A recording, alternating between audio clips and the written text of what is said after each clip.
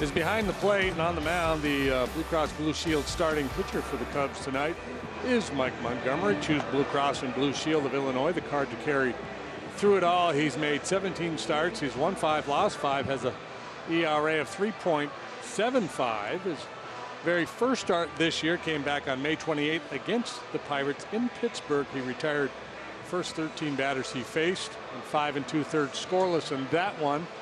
He's going to go fastball, curveball, changeup, slider, and that changeup was just a dandy for him in his last start against the Diamondbacks. It was a 9-1 Cub win. He went 6 innings, allowed 4 hits, 1 run, struck out a season high 8 in that ball game.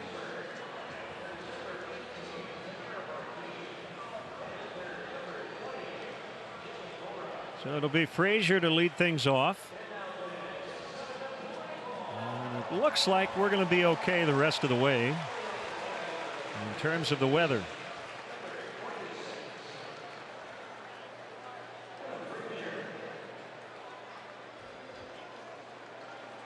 Frazier went 0 for 5 in the opener, but it was a defensive play he made in the 6th inning of 4-3 double play. It was the big play as the Cubs were threatening. First pitch is in there for a strike. And a fastball from Montgomery. This is Mike's 3rd start against the Pirates this year. I referenced his first one. 10 days after that, he pitched against them here and went 6 innings and allowed just 1 run. So 2 starts and a relief appearance this year. 263 earned run average, a couple of wins for Montgomery against the Buccos.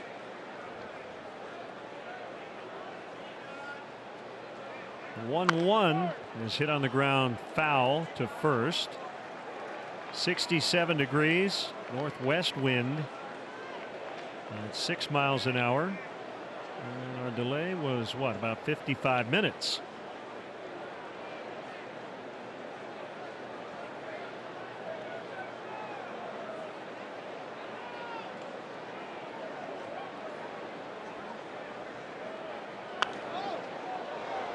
Fouled upstairs.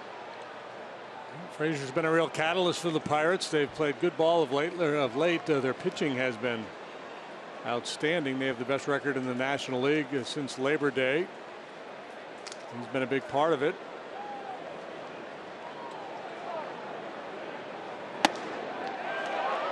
He went. It's that hybrid trying to get out of the way and kind of swinging, and typically it is a swing. And the call made by Marquez down at 3rd.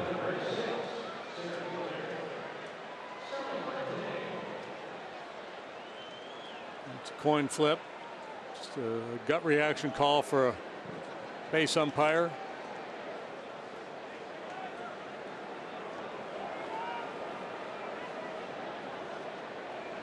Marte sat out last night.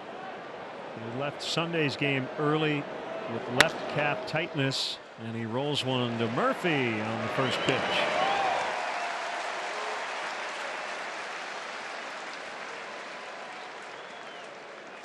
Two quick outs, and it will bring up switch hitting Josh Bell. Well, the Pirates hit the ball on the ground a lot, and Montgomery is an extreme ground ball pitcher, so should see a lot of that tonight. If they find some holes, a chance to generate some offense. If not, could be a nice night for Montgomery.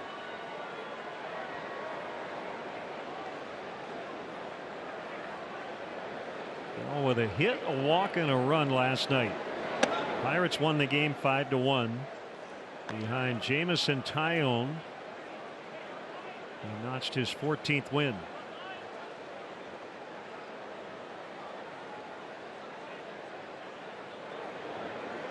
Montgomery's 1-0. A little low. Bell takes his walks. Pirates 79 and 76. Officially, the makeup game on Monday against the Marlins canceled because it has no meaning in terms of playoffs. That's deep, and it is caught by Zobrist. Wow. Right near the well. Bell came up a little bit short, and the Cubs are coming up in the first.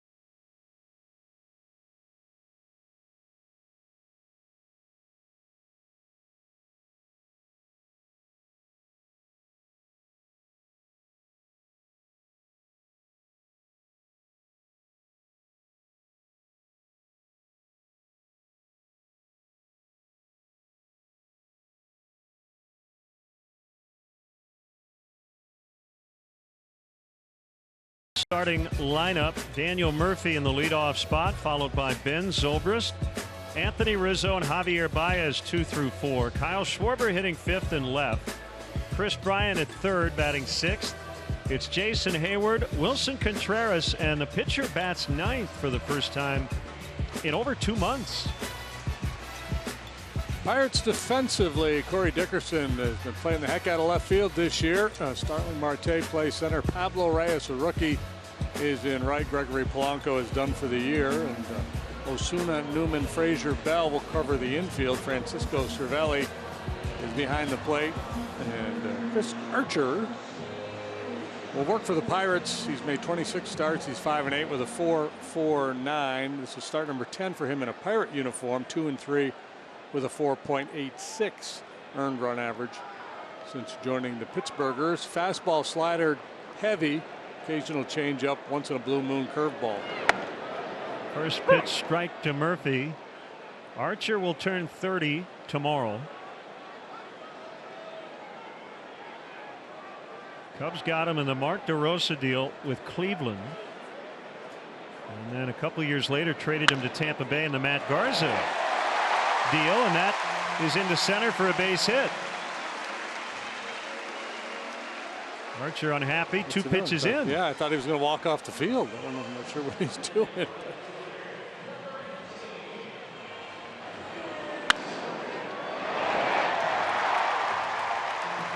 Sense he wasn't happy with the pitch selection or the positioning behind him, or maybe just not happy with the pitch that he made. Anyhow, not happy about something, and now he's got to deal with a base runner. Former teammates on their Tampa days. Archer versus Zobrist.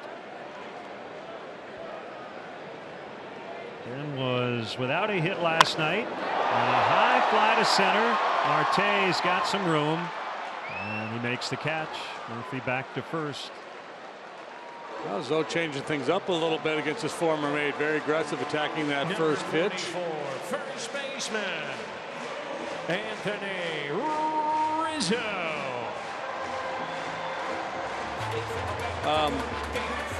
This is 2018, correct? Yes. It makes last year 2017. Which means Chris Archer pitched twice against the Cubs last year for Tampa. I say that only because I have zero recollection of that. Now, I remember the start he made in St. Pete against the Cubs. As he faces Rizzo. And first pitch strike. Got a lot of energy out there on the mound, does Archer. Yeah, he pitched one here, one there last season. Quality work both times. And he also faced him back in 2014. So 3 starts, an ERA of 3. Inside on Rizzo. StatCast AI powered by AWS.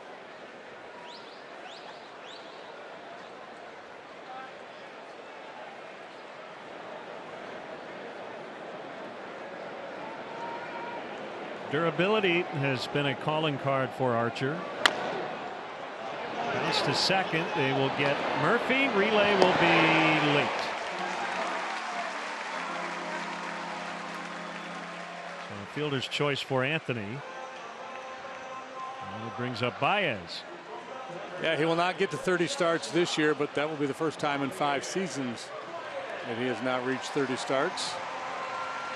A lot of times short starts, however, pitch count has always been an issue for Archer. He's not a pitch to contact guy, although Cubs pretty aggressive here tonight. But a typical Chris Archer start, you're going to see a lot of deep counts, a lot of strikeouts, a lot of foul balls, and quite often up around 100 pitches in the 5th inning. Since his first start in 2013 on June 1st, the second most starts in baseball, 183 including tonight. Max Scherzer 184. Right behind him, Jose Quintana and John Lester.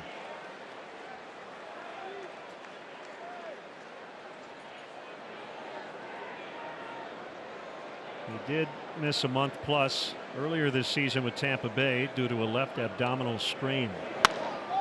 On the right field line, but it's going to land foul and in the seats.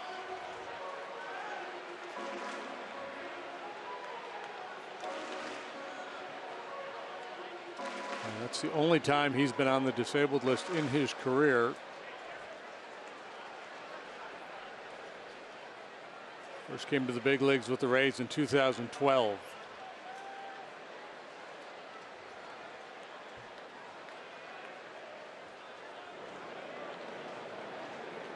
Remember, the Pirates had an 11-game winning streak middle of the season.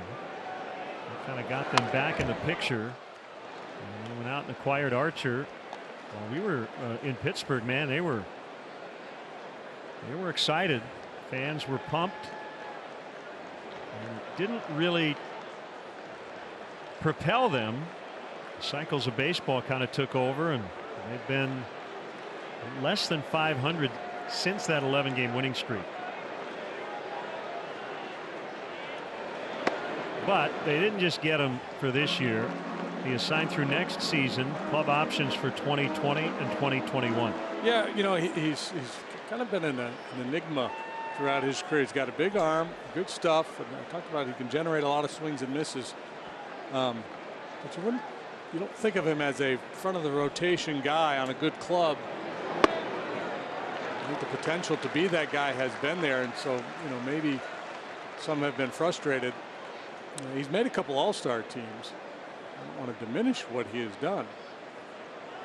I think the acquisition of Archer for the Pirates was as much about placating the fans and saying we're trying than anything else. So they gave up some really good prospects to get him.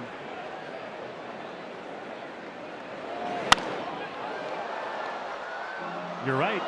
Tyler Glasnow and Austin Meadows. Yeah. And then they sent Shane Baz there as well. A right-handed pitcher who is only 19 years old.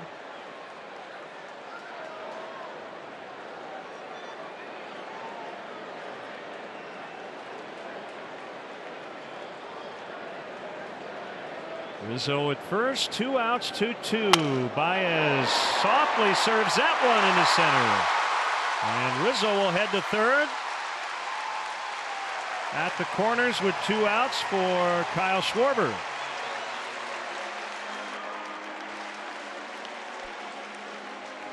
Well, the Pirates got the jump in the ball game last night. This little breaking ball that stays up belly button high there for Baez. Pulls off it a little bit, gets it off the end of the bat. Floats it out there beyond the reach of Frazier.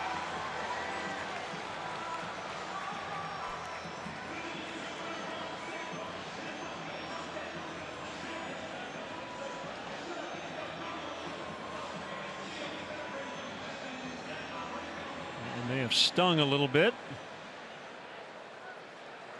Just a little bit less when you reach base with a knock.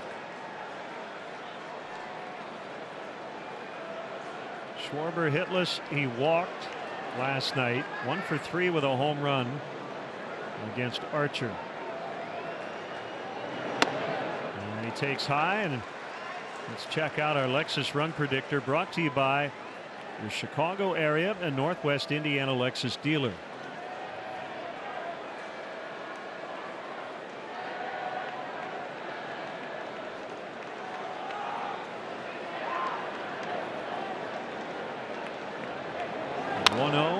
Fouled away.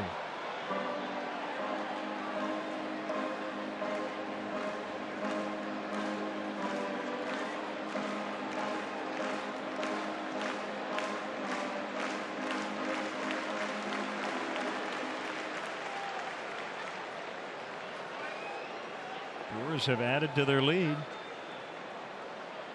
RBI single by the pitcher Gio Gonzalez, 3-0 in the fourth. Brewers won the game last night.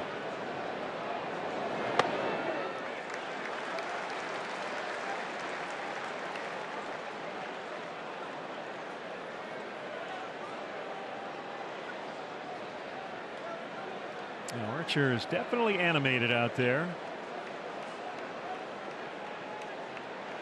A lot of energy. 2-1.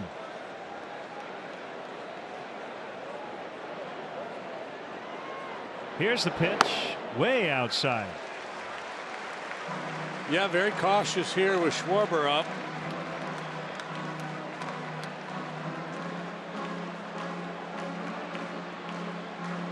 Clint Hurdle is 3 wins away from 1,200 in his career. Active managers with at least that many wins: Bochy, Socha, Showalter, and Francona.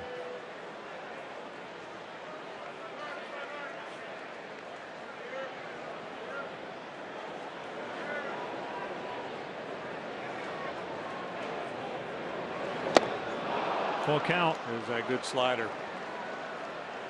It's been his go-to pitch over 40% of the time.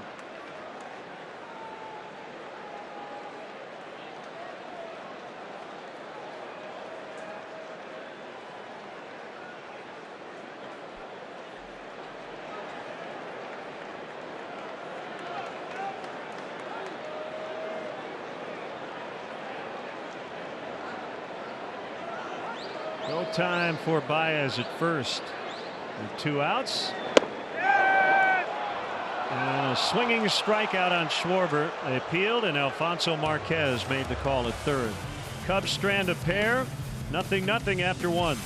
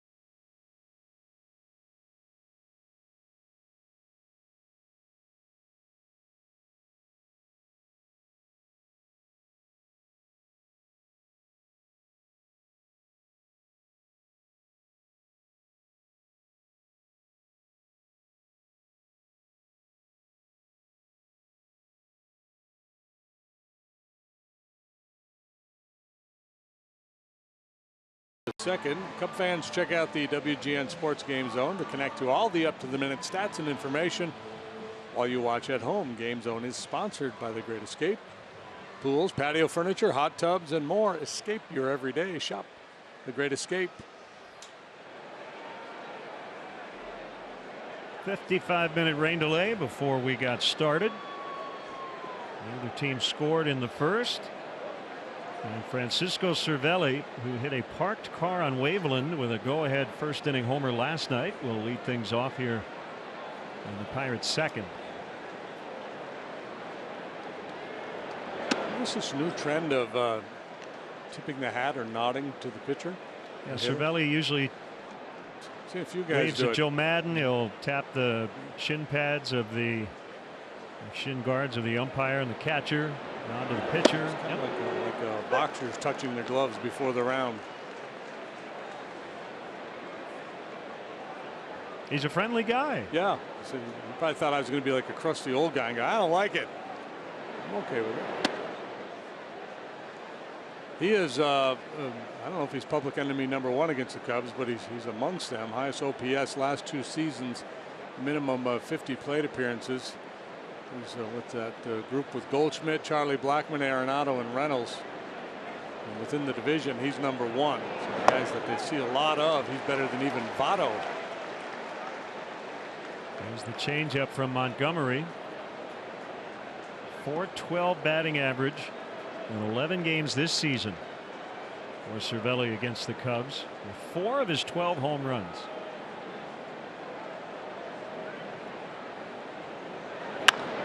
Hooked foul.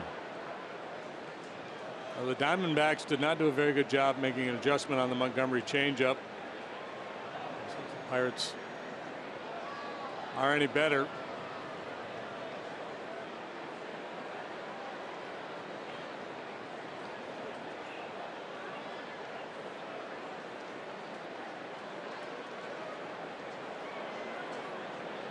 The wind and the 2-2 low.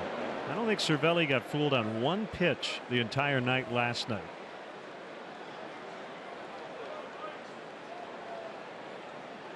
That locked in.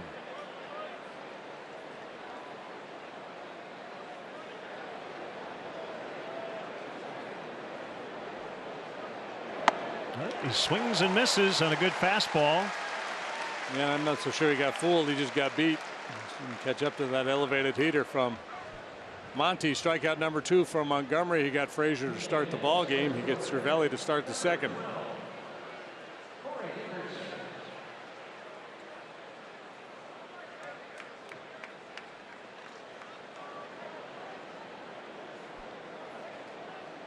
That brings up Corey Dickerson, another former Ray. Career .319 here at Wrigley, but without a home run.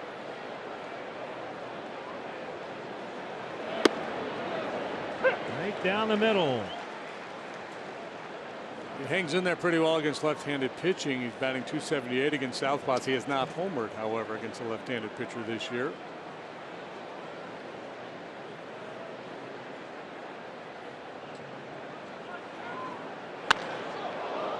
That's deep. That's trouble, and it's going to hit the bottom of the wall.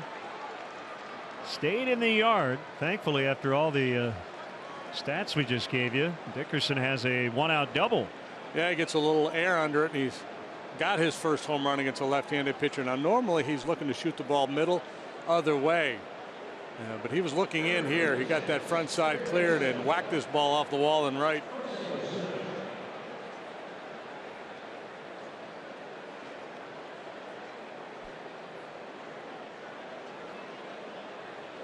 Jose Osuna had 2 doubles, knocked in a run last night. He's playing third base again.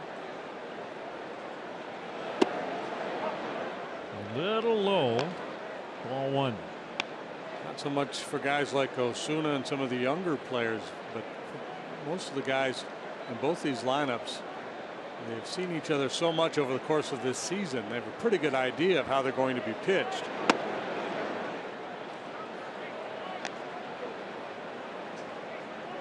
Especially with the Cubs, with all these left-handers, you know, you get a feel for how they're going to get after you. And look at the Brewers. 6-0 over St. Louis. Christian Yelich just cleared the bases with a triple. Swing and a miss.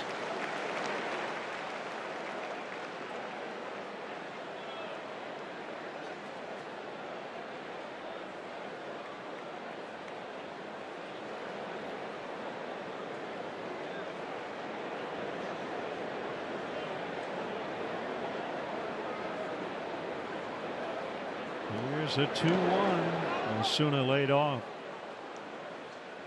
Makes tonight's game even more important for the Cubs. As you said, Brewers have a favorable weekend schedule, playing the Tigers at home. The Cubs will welcome in the Cardinals, who may be scratching for their playoff lives starting on Friday. And the Brewers also have an off day on Thursday, so they'll be able to reset their bullpen for that weekend series.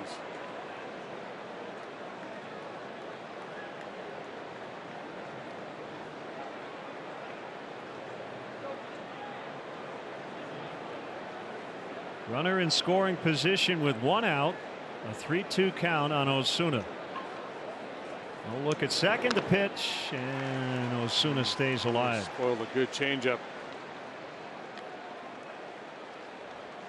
Osuna's been up and down 5 different times between the big leagues and AAA. You see the well-placed changeup by Montgomery, and Osuna able to just get a little piece.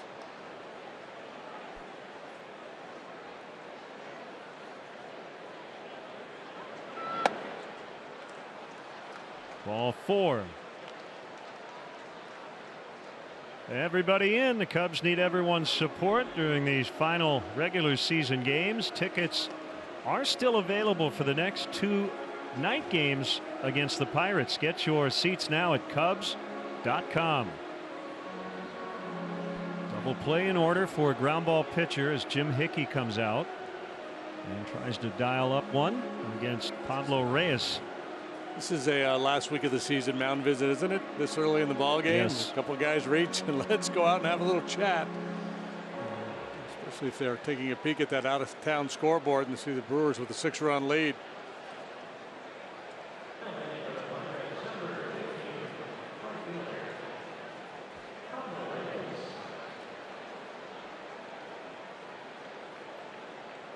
Jason Hayward said it best. He said, we've got the best record in the league and we still haven't clinched. That's how good this division has been.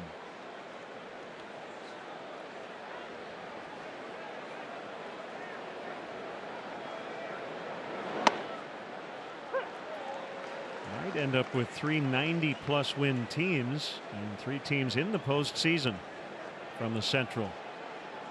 Reminiscent of 2015 when it was the Cardinals, Pirates, and Cubs. 3 teams that had at least, what, 97 wins that year.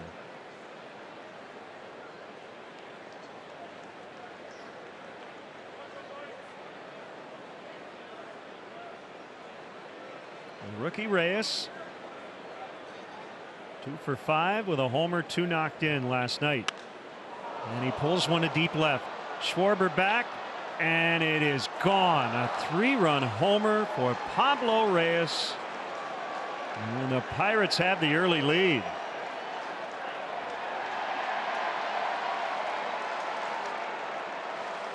Well, most fans, I imagine, probably had no idea who Pablo Reyes was before this series. I didn't. You've heard he's a scrappy guy. He'll remind you of Craig Counsell because he holds the bat up high. That's about all the information we got on him. He had a nice year down in the minor leagues. Certainly not a slugger, but homers in each of the first 2 games of this series. Well, it's only his 14th major league game.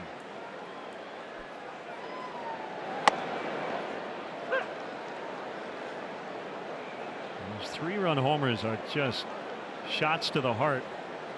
Well, 20 doubles, 4 triples, 8 home runs in 110 games at AAA Indianapolis for Reyes. Charged by Murphy. He's going to have to barehand it, and Newman is aboard with an infield hit. That'll snap an 0 for 14 for Kevin Newman.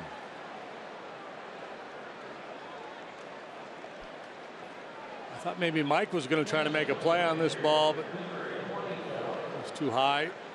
Murphy became the only option. Newman runs quite well, so even if he gets that cleanly, it would have been a tough get at first base. Archer had a quick chat with Joey Cora.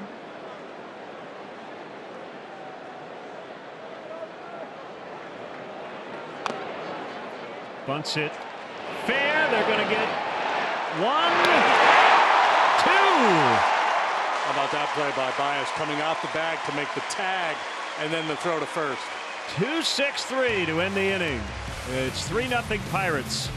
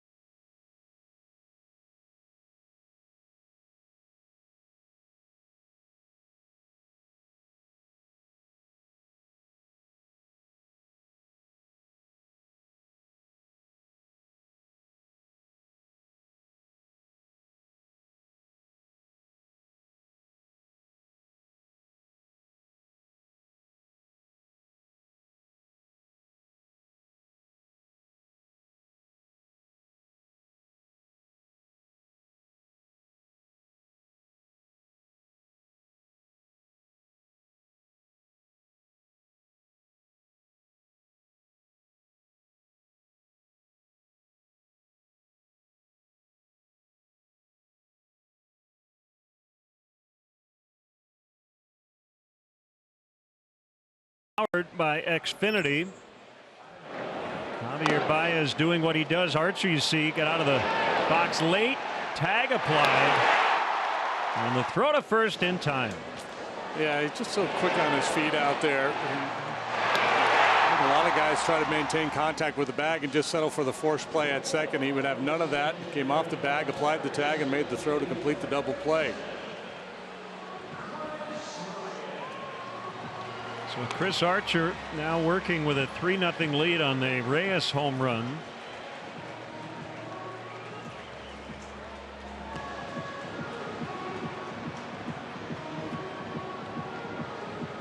When Archer was a young player, mostly as a minor leaguer, really struggled with control, high walk rate.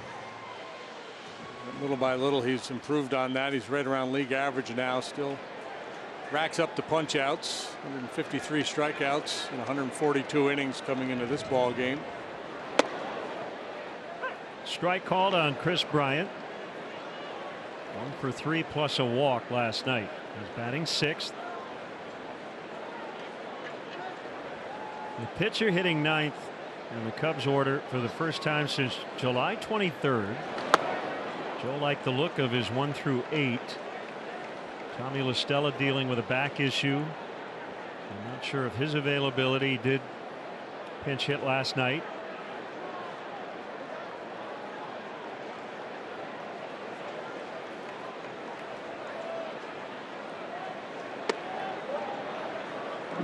Side for a ball. It's 1-2.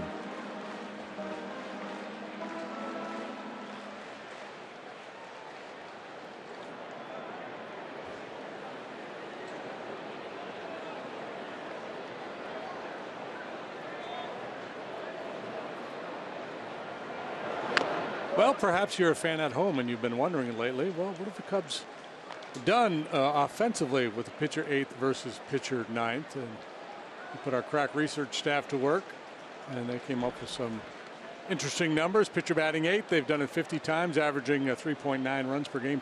Pitcher batting 9th, 96 times, 5.1 runs per game. You could argue cause and effect there, but you can't make that case conclusively, because the move to pitcher hitting 8th may have been driven by the fact that they're having a hard time scoring runs. So the entire body of work over that period of time may have been the issue more than where the pitcher was in the batting order. But certainly when you look at those numbers, you could argue it might make sense to go back. Strike 3 called, number 2 for Archer. Well, come out and show your school pride with specially priced tickets to see the Cubs play the Pirates tomorrow night. Fans who buy tickets through the Community Nights page will receive a special Cubs hat in DePaul University colors. To purchase tickets, visit Cubs.com/Community Nights. Of more concern for me is the Cubs' recent work here in their home ballpark. 12 runs total in their last 7 home games. They have the best home record in the National League. They pitched really well.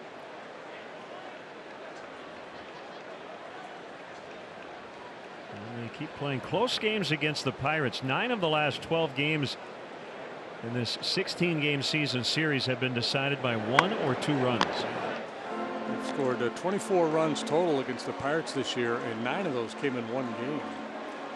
They've been able to shut down the Pirate lineup. 2-0 on Hayward.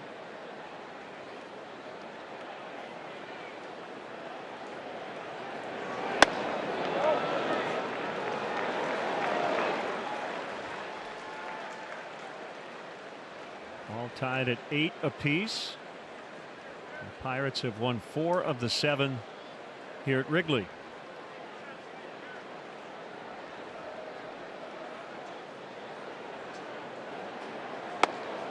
Three and 1. We want to send out get well wishes to 104-year-old Loretta Dolan, a huge Cubs fan who has kept score since the 1960s. She's getting used to her new pacemaker, but still scoring the game tonight. Feel better, Loretta, as Hayward draws the 1-out walk. Well, here's hoping Loretta gets a color and a lot of squares on the Cubs side of her scorecard tonight.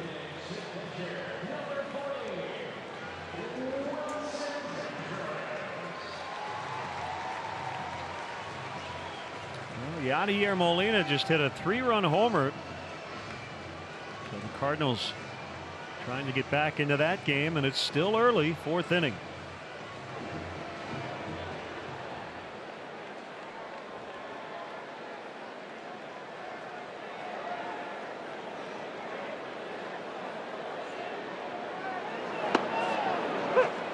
We had the note earlier this year, when you get a 3-run homer, you win about 80% of the time. So if you're a Cub fan, you're thinking, well, that's good for the Cardinals. Well, the Cardinals have already given up the 3-run triple, so that kind of cancels that out.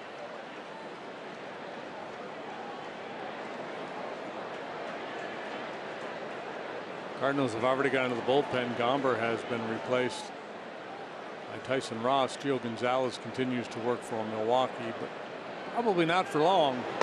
That gets by and allows Hayward to advance to second.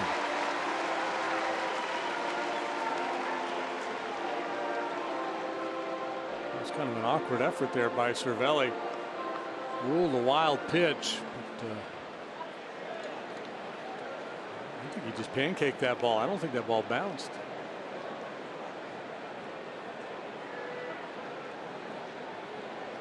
Had great movement.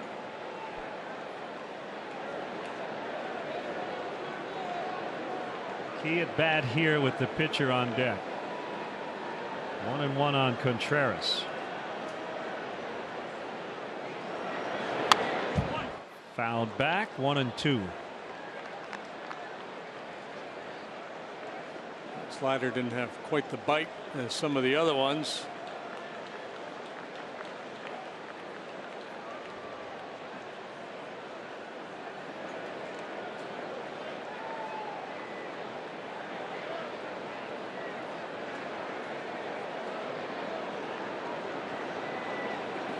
Archer home, and Contreras fouls.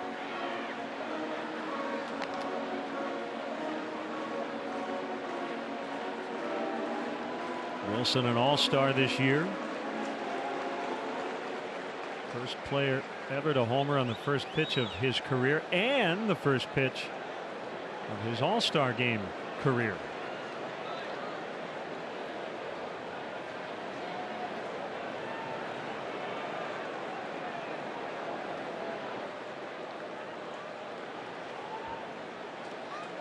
The plug away for a long time in the minor leagues, first as an infielder, little outfield before becoming a catcher. Over 500 minor league games before he got to the big leagues in 2016.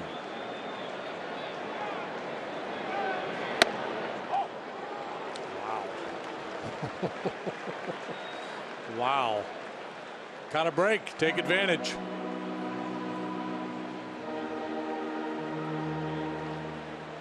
Yeah. It's about as striky a pitch as you're going to see.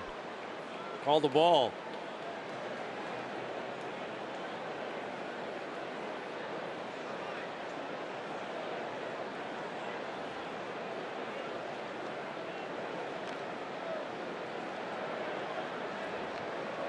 A stretch and the 2-2 swing and a miss on the slider.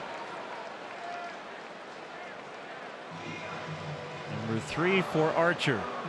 Yeah, he left a couple up earlier in the sequence, but this is the nasty one. This one fouled one off. That's the one he was going to regret not doing some damage on. And that's been the story for the Cubs. Just talk about the low run totals here recently.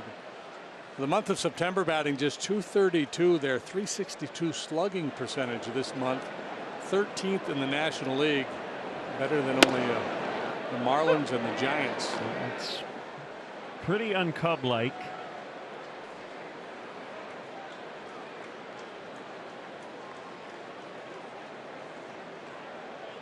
Montgomery with an 0-1 count. Here it comes.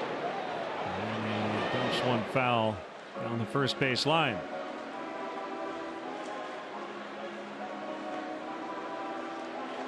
Congratulations, Max Scherzer recorded his 300th strikeout of the year tonight, becoming the 17th pitcher since 1900 to rack up 300 Ks, 5th since 2000.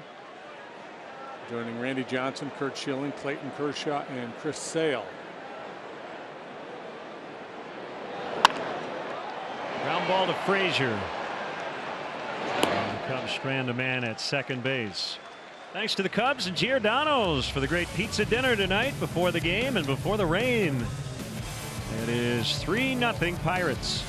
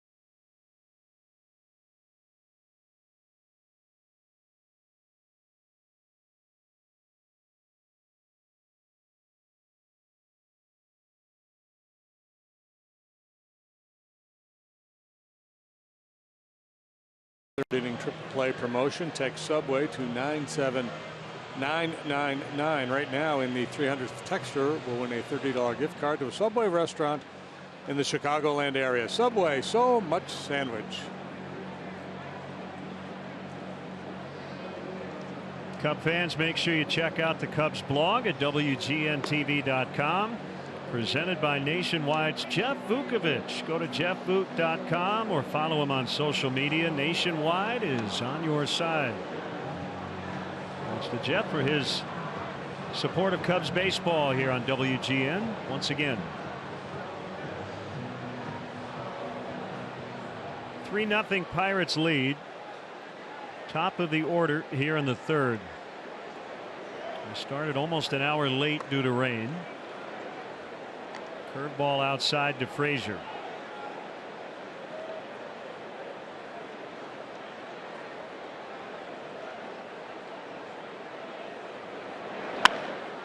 Pop down the left field line and out of play.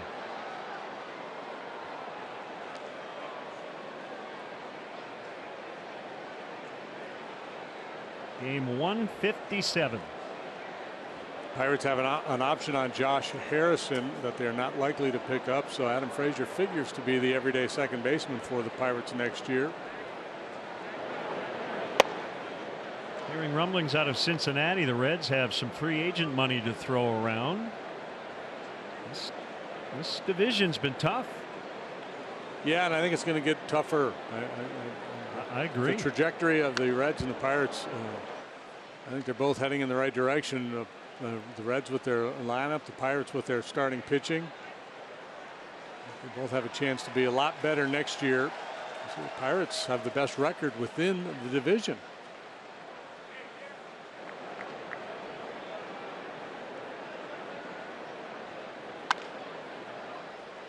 Bouncer to Daniel Murphy will make the play.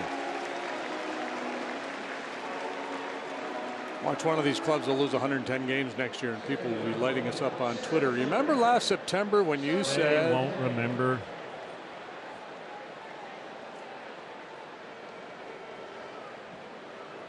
let's put it this way, the potential for marked improvement is there with both these clubs.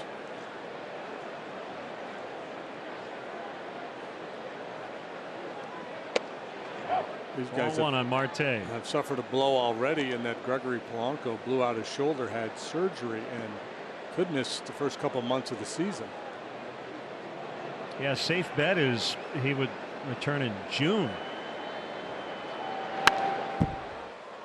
Chad Kuhl, starting pitcher, Tommy John surgery. They're not looking at him being back until 2020.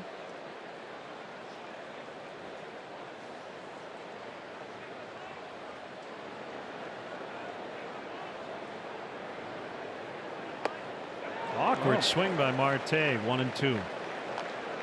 He's one homer away from becoming the third Pirate to have a 20-homer, 30-steal season.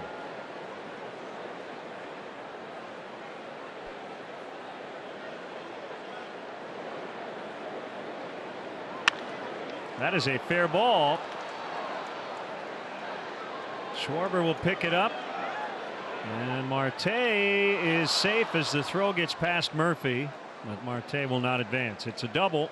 Hey, he missed the game yesterday, nursing an injured calf. You could tell watching him run that he was just going just as hard as he needed to, trying to make sure he doesn't blow that thing out.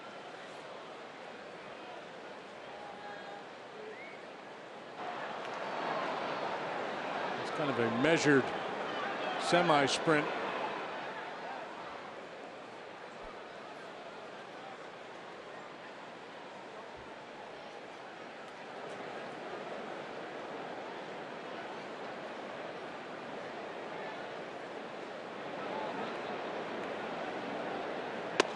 The Pirates notes had that little nugget that Marte is one homer away from being the third 2030 Pirate hitter.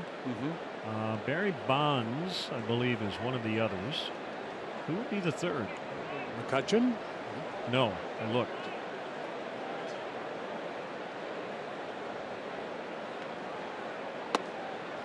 I'm going to go with Archie Vaughn. What is we'll ask Jimmy T if he's got 20 homers. Got it. 20 homers, 30 steals. Andy Van Slyke, yeah, good guess. Jay Bell hit for power later in his career. I don't think he did with Pittsburgh. Past the mound, charged by Murphy. The throw is in time to get Josh Bell. Runner at third, 2 outs.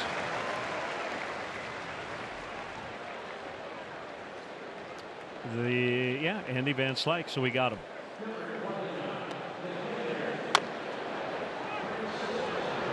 He really has to bust hard here.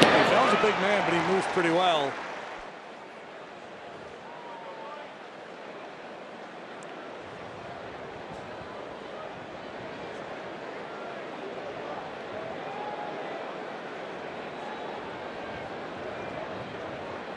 Cervelli with a couple bases open. Takes a strike on a curve that caught the outside.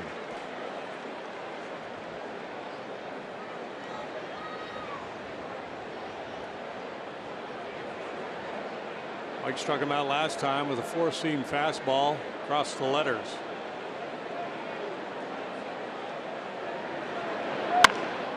Driven out into left center to make it 4-0. That man again, Francisco Cervelli, with an RBI double. And you mentioned last time he was up there that he wasn't fooled by anything yesterday, and he was all over the breaking pitch here. I'm with you in the first at bat. He wasn't fooled. He was beaten on a heater.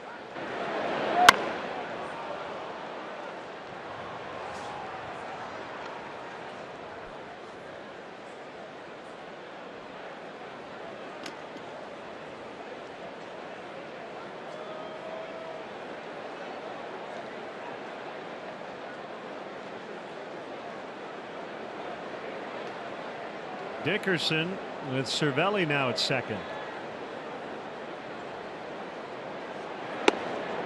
And a strike called.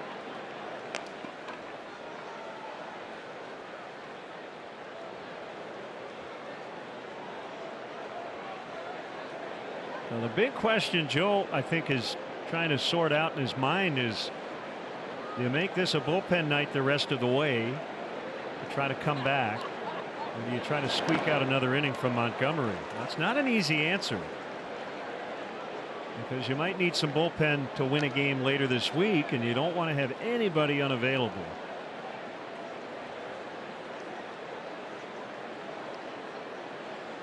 Right. So if you're going to go to your pen this early in the game, it's usually not the guys you depend on to hold leads. And how comfortable are you that they're going to perform any better than Montgomery is? That's always the debate when you go to your long man or make that early move to the pen.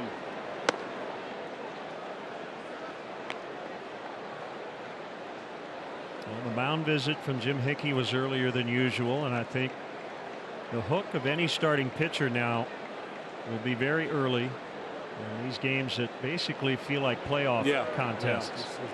Yeah, this is playoff week. Swing and a miss, strike 3. Dickerson tagged, but the Pirates tack on a run. It's now 4-0 in the third.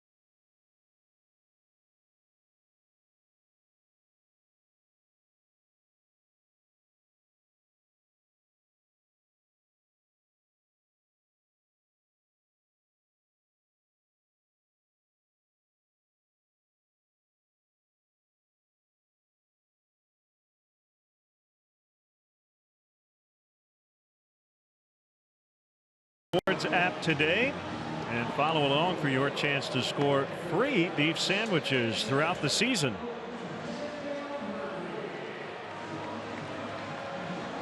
Yes, we'll win it for you and you and you. I give away those hats tonight. Cubs need some crooked numbers here.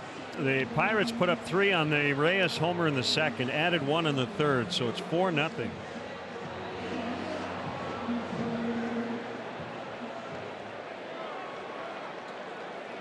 To borrow from our buddy Rick Renteria, they need to chip away here, get a little something going. Second time through for Archer. Here's the pitch to Murphy, and it's a strike.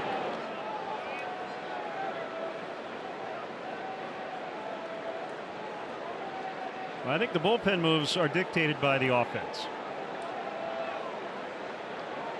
You can get 1 or 2 here, get back into this game. And I think Montgomery was probably batter to batter.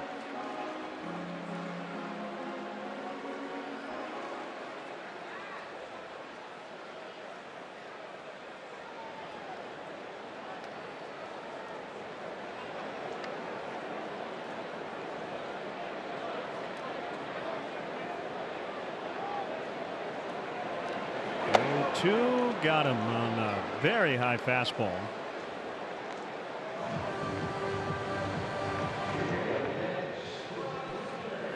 bring up Ben Zobrist. Yeah, Murphy's strikeout rate is much higher with the Cubs than it was with the Nationals. Manager's pressing a little bit. It's so quick. Normally he's going to, even a pitch way up there, he's going to get a piece of it, you know, just foul it back and stay alive.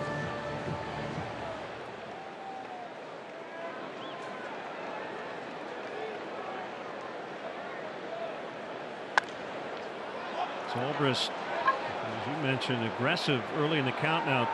2 consecutive at bats as he pops to second base.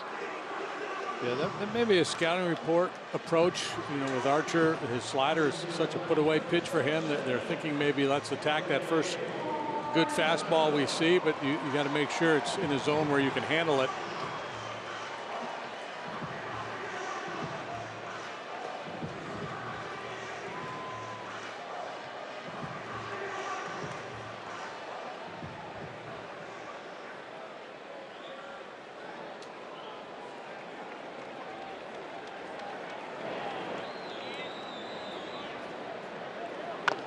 And on the hands of Rizzo and dribbled foul.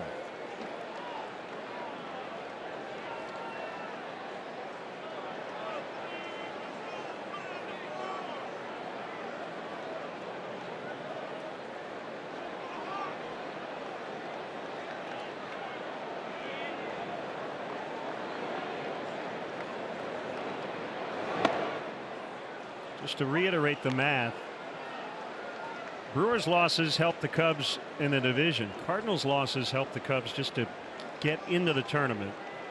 Their goal is to win this division. If the Brewers hang on to their lead, it's now 7-3. The Cubs' magic number for a playoff spot will dwindle to 1, regardless of what happens here. That is going to land fair. And get up on the ledge and stay in play, apparently. Same result. It's a double. That ball rolled up on top of the ledge, it looked like, and then came back onto the field.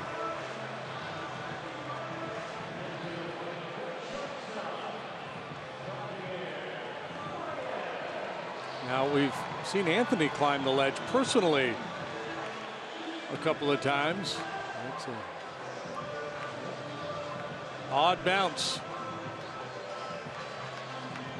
The other thing about magic numbers, once they're down to 1, that means you clinch a tie. Oh yeah, hit the ledge twice. So that means you get an extra game at least. But I don't think the Cubs will celebrate just clinching a playoff spot. It's all about the division for them. Not in the next couple of days anyway. Their point of view may change if things don't turn around.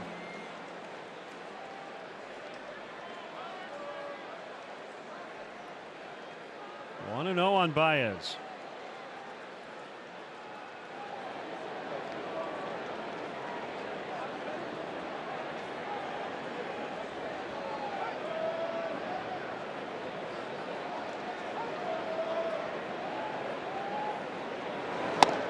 Swing and a miss, 1-1. Let's see who's going places. Brought to you by Toyota. The last Cub to lead the NL in RBIs, extra base hits, and total bases was Hall of Famer Ernie Banks in 1958. And Baez has a chance, what, 60 years later? I'm doing the math right. Yep. To do it again. Javi currently 2 home runs behind Matt Carpenter for the home run lead in the National League. He's tied with Arenado and Harper with 34.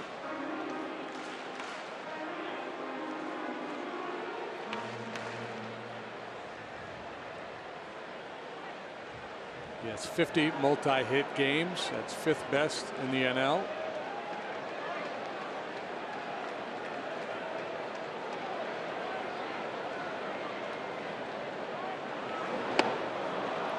Swing and a miss, strike 3, number 5 for Archer. 4-0 Pirates at the end of 3.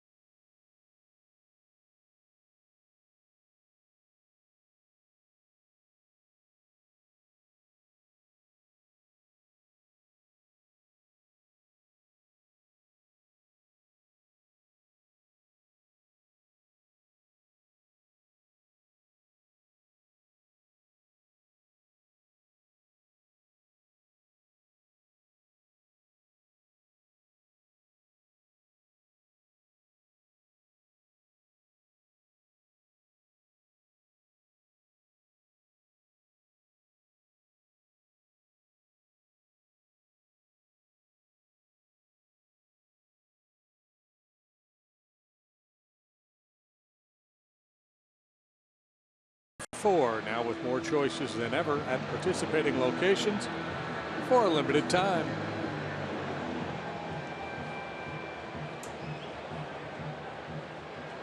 Pirates bat leading 4-0.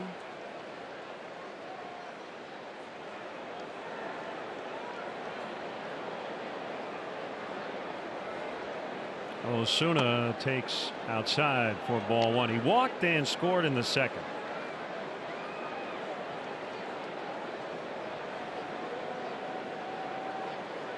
Here's Montgomery's offer. It's outside again. Cole Hamels, quality outing last night in a loss. 6 innings, 3 runs, 2 earned. The earned runs came on the first inning Cervelli homer. Cole homered himself for the only Cubs run. And he joins a select group: Jim Maloney, Don Cardwell, Ken Holtzman, Bert Hooton, Milt Pappas, and Cole Hamels. They're the only men to throw a no-hitter and hit a home run in this ballpark.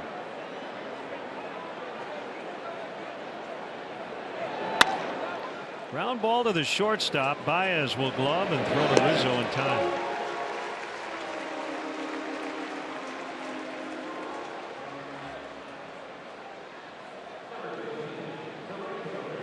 How many have struck out 20 and hit a home run in this ballpark? How many have struck out 20 and hit a home run in this ballpark? Kerry Wood would probably be the only one. Yeah. I'm just assuming he hit a home run here. Oh yeah, hit a few.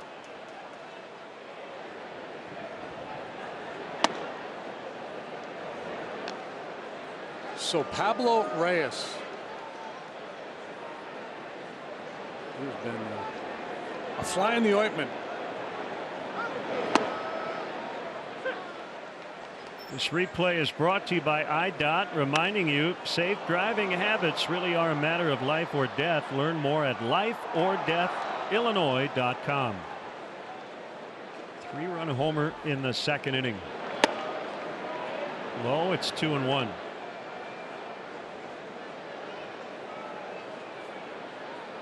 His consecutive at bats. His home run last night came in his final trip in the 9th off Brian Dunsing. Their insurance run for the Pirates. And he goes again.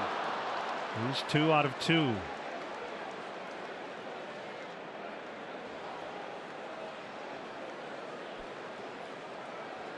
Well, they talk about spring training in September. Got to be careful, right? He came up on September 1st.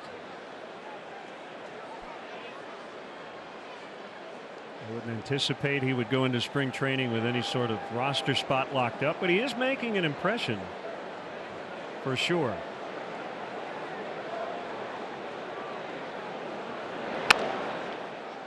Past Bryant, backhanded by Baez, and the throw is in time to get Newman. Oh, what a play.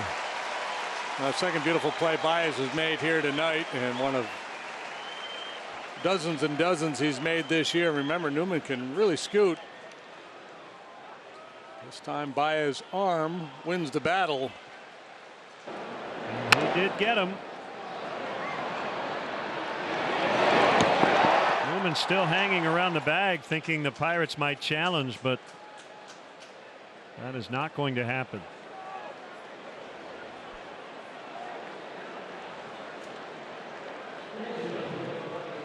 Come on, Newman. That took a game and a half for you to drop that. Yes. Gotta be disciplined.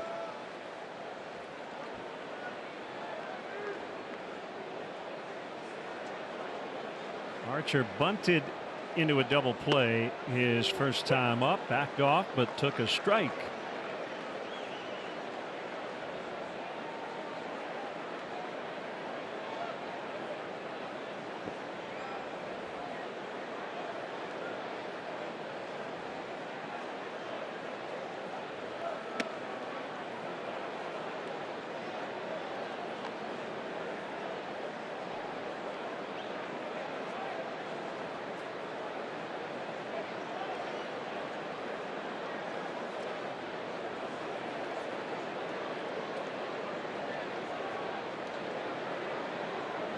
Cubs do have some action. Brandon Kintzler in their bullpen. Bullpen needed here in the fourth as Montgomery gets through it. Pirates strand one. They lead 4-0.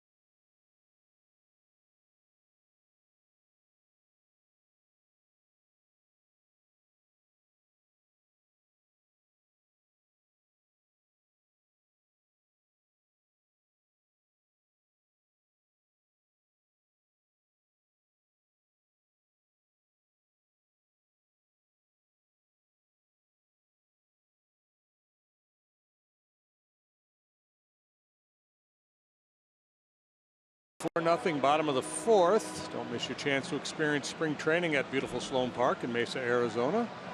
Reserve your place in line by joining the spring training season ticket holder waiting list. It's easy and free to register. For details, visit sloanpark.com. Cub fans, show your team pride with Cubs checking and an official Cubs MasterCard debit card, only available at your local Wintrust Community Bank. Go to wintrust.com/Cubs to learn more. Member FDIC. Cubs will bat here in the fourth inning, trailing 4-0. They'll have Schwarber, Bryant, and Hayward due against Chris Archer.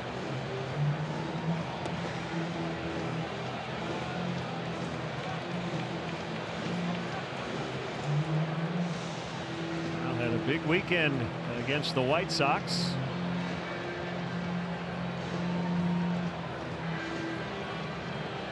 For 4 with a walk so far in this series.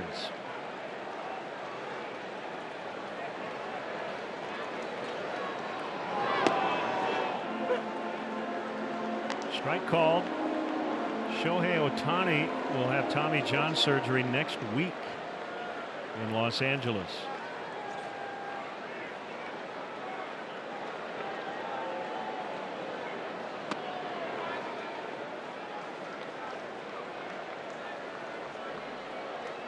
DL for about a month, then came back as their DH.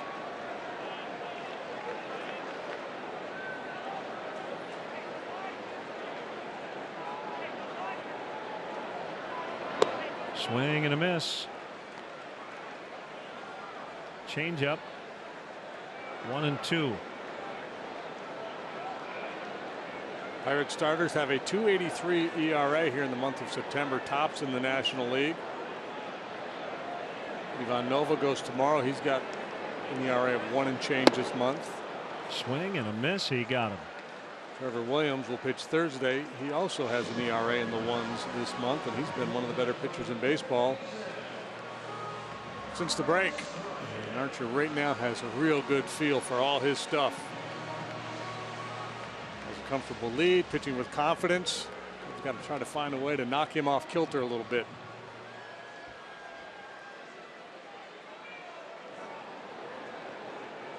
Bryant caught looking in the second.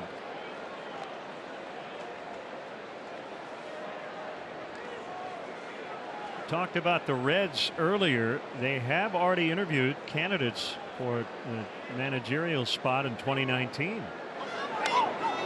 Ouch, ouch, ouch. Well, you always worry about the hand and wrist area. Where did it get him?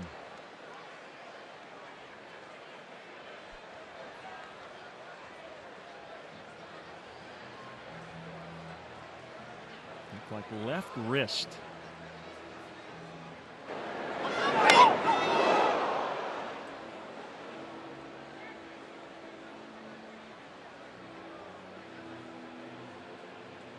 Yeah, I'm rooting for the meaty part of the hand there, just below the wrist. But Nick Frangella doing tests.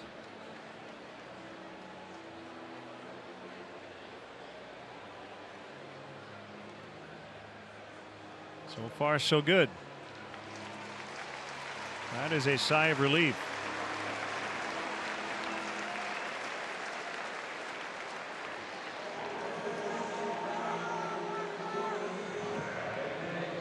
So a painful reach for Chris. Here's Hayward.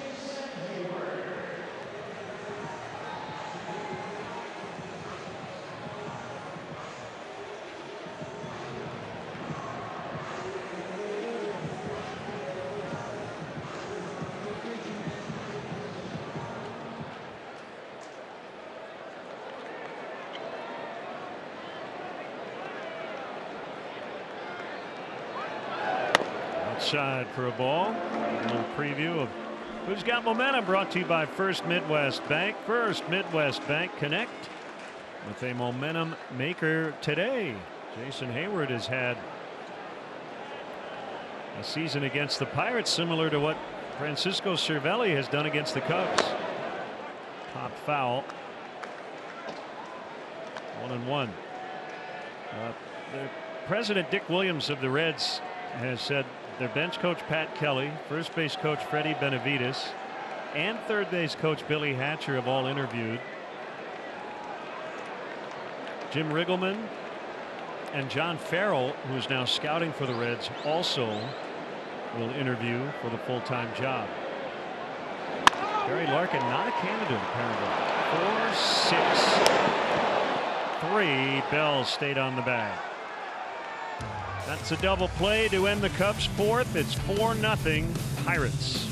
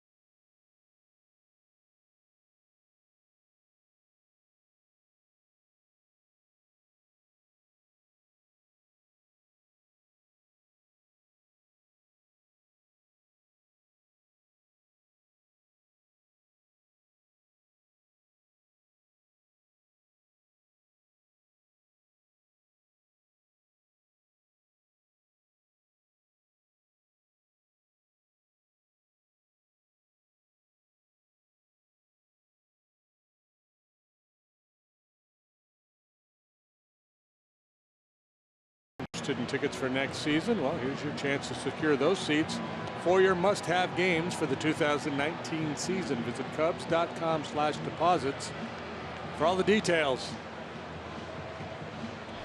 Chris Bryant still in the game. You're getting hit by a pitch in the left hand or wrist area. And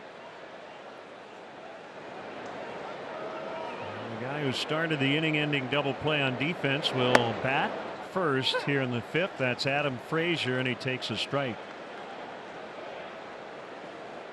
Fairly routine double play ball. He turned an unassisted double play in the sixth inning in the ball game last night. Cubs had something going, first and second, nobody out. Really nice play. Pirates have 6 hits off Mike Montgomery. 4 have been extra base hits. That is deep, and it is off the wall. Another double for Pittsburgh. That's their 4th of the night. Yeah, it's been a weird game in that, he's got a lot of balls on the ground. He's got a lot of ground ball outs, but when they get something up, they've been able to juice it. Talked about Frazier last night, a guy who's got a pretty good resume as a high average hitter throughout his professional career, but starting to add the power component. That will be it for the starter, Montgomery. Pitching change coming. It looks like it's Brandon Kinsler when we come back.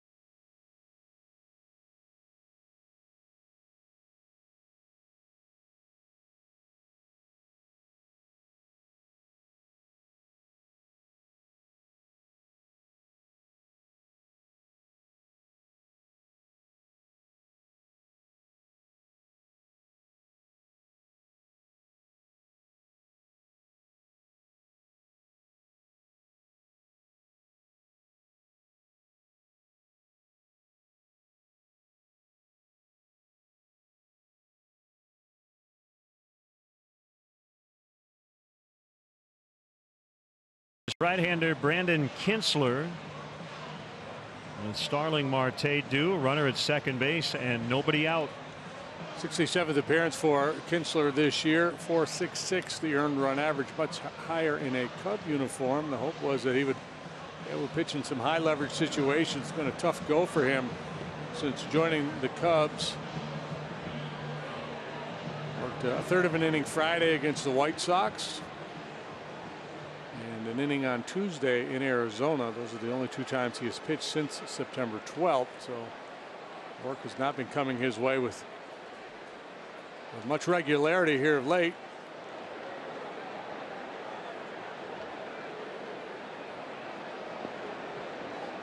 Cornerman pulled in, guarding against a possible bunt.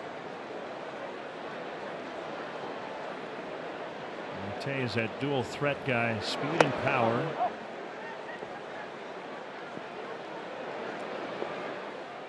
Leads their club with 5 bunt hits. Better down than up. You can beat him with the elevated fastball. Kinsler's game, though, is sinker slider, good movement on his 2-seamer.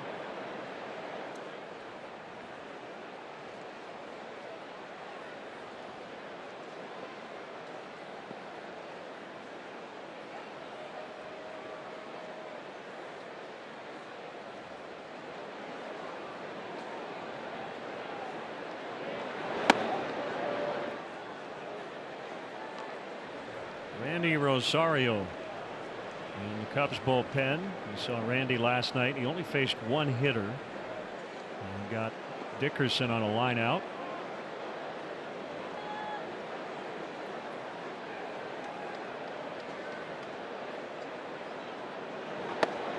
Good pitch. Yeah, this is probably a one and done for Brandon with Bell next.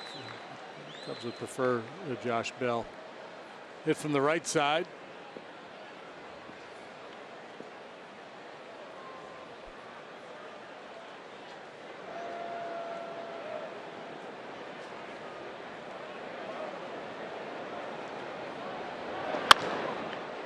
Driven to right, but right at Zobrist. The tag. Frazier's safe at third.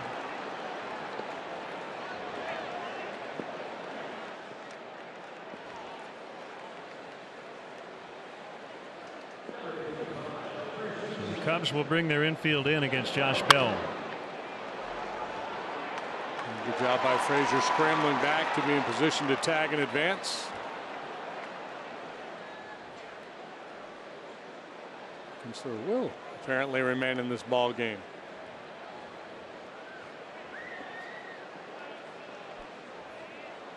One quick follow-up on the Red story about their managerial opening. They will talk to external candidates. I was just reading the list of the Reds employees they have talked to. We talked recently about we think will be a lot of openings around baseball coming up this offseason. One strike to Bell. Would not be a shocker to see the Orioles move on from Buck Showalter with the year they're having.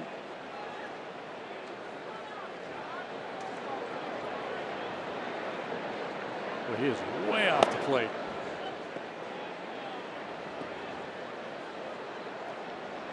David Wright has been activated by the Mets off the DL. He has not played in a game since May 27, 2016. It looks like he'll wrap up his career this week.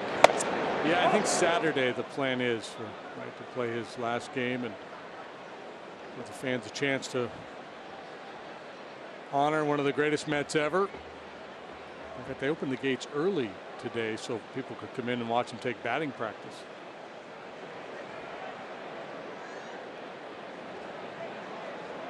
Infield tight. The 2-1 on Bell. Fouled it off the foot of Contreras. Well, this is a ground ball matchup, right? Pitcher and batter. Can Kinsler get a grounder right at somebody? If not, a strikeout.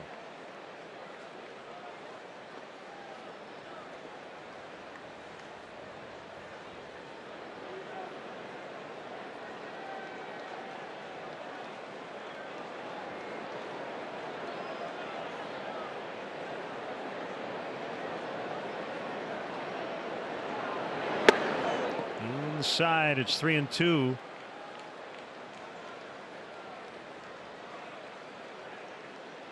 It's not Newman on deck, but you do feel like it's hello, Cervelli. Yeah, you're right.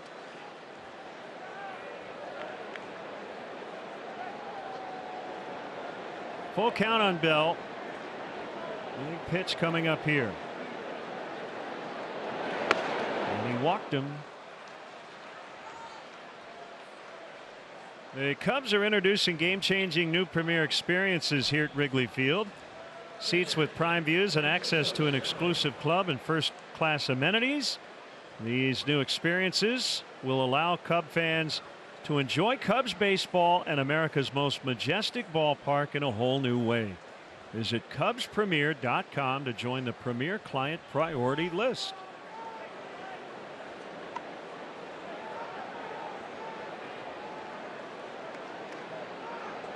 Strikeout and an RBI double for the Pirates catcher, who leads all catchers with a .381 on base average.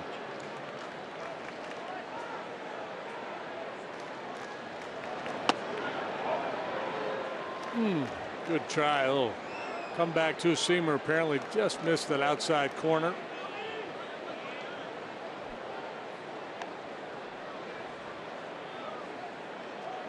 Hit the glove. Didn't get the call.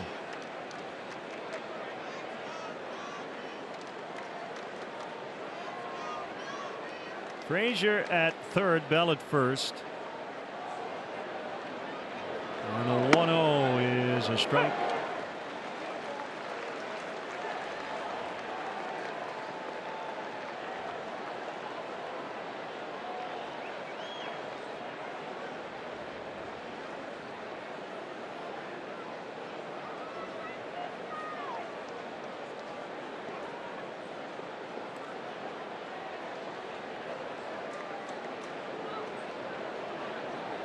Hit the 1-1 high.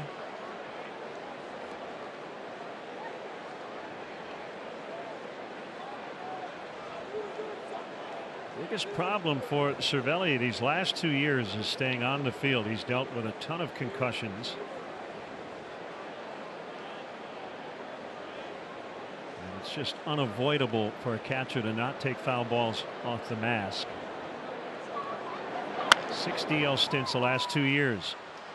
Baez will get Cervelli, so even when he makes an out, he hits it slowly enough to drive in another run. It's 5-0. Yeah, he gets weak contact, and the ball with a little pace on it turns into 2 outs. So Baez has no option but to go to first. Run will be charged to the starter Montgomery, and Joel will make another pitching change with Dickerson due. Rosario coming in.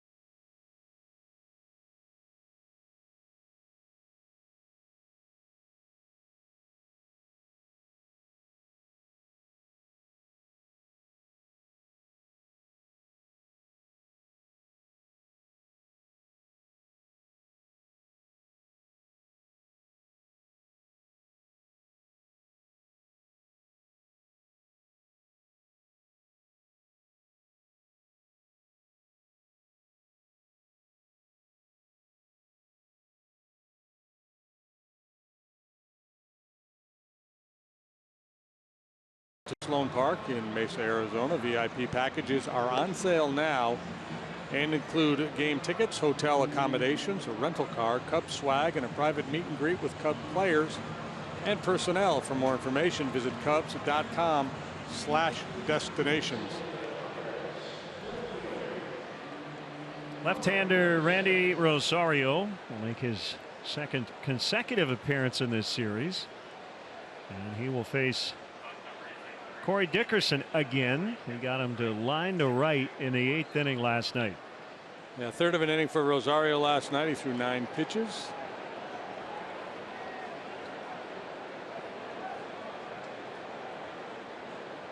You never know which run is going to beat you. They're all important. It's pretty dire right now for the Cubs, down 5. There's still a lot of baseball to be played here tonight.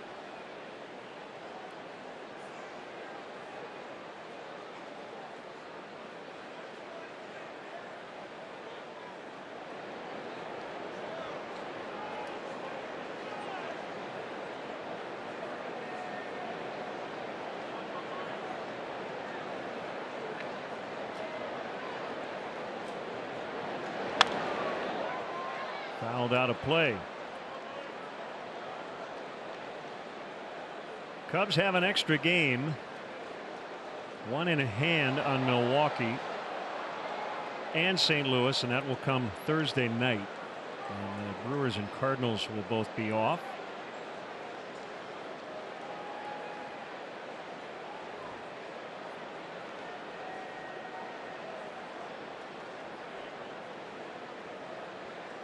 Brewers got to within a game, winning 2 out of 3 a couple of weeks ago.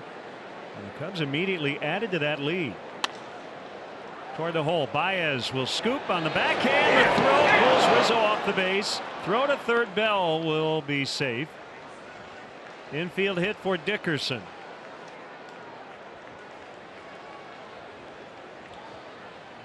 Dickerson runs well, so Javi did not have a lot of time here to set up to make this throw. Stubs his toe, throws off line. Don't think it would have mattered anyway. Good job by Rizzo coming off the bag to make sure Bell doesn't score the run. You see it hitting Javi's direction, you just assume an out is going to be recorded. Another change. We've seen Montgomery, Kinsler, Rosario, and it looks like Dylan Maples next.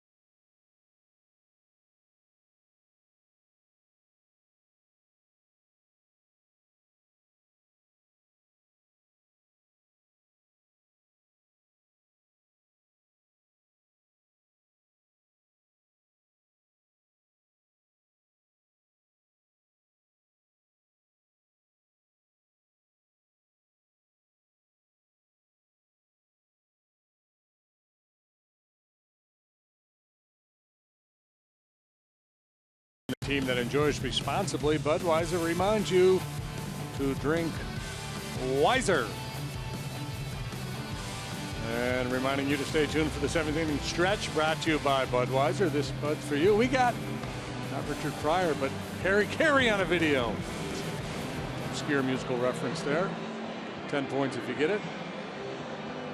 No negative if you don't. Dylan Maples. Not really obscure. Don't say it again. I missed it. We have not Richard Pryor on a video, but Harry Carey on a video. I got to think about that one. We got time to think of the ones we love as the miles roll away.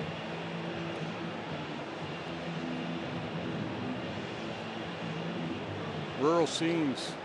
Is that a Jackson Brown song? You are correct, sir. Well, here comes 98 with a nasty slider. More the latter than the former. He throws a lot more sliders than heaters. A strike on Osuna.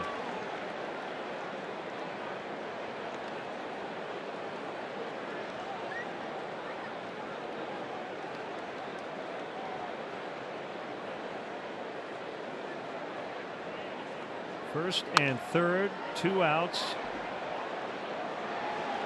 Pirates have added to their lead here in the 5th.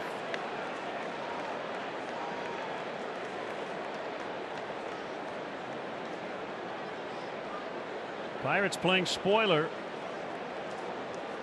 5-1 win last night, leading 5-zip tonight.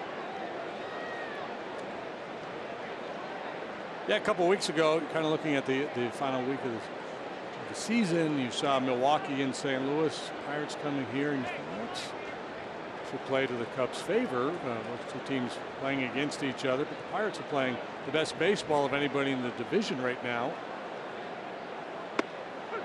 Strike three called. Maples freezes Osuna on the slider. And it's 5-0 Pirates.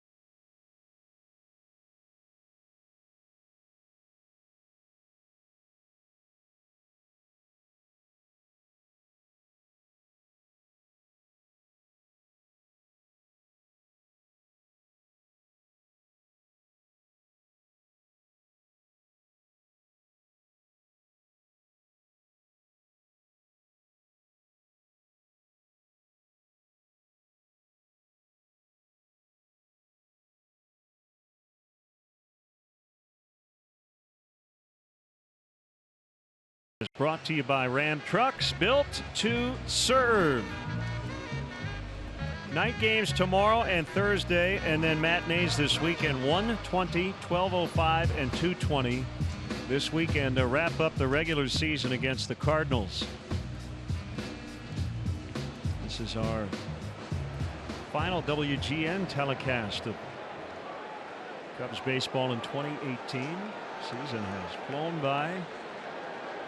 Wilson Contreras will lead off the Cubs' fifth and takes a strike.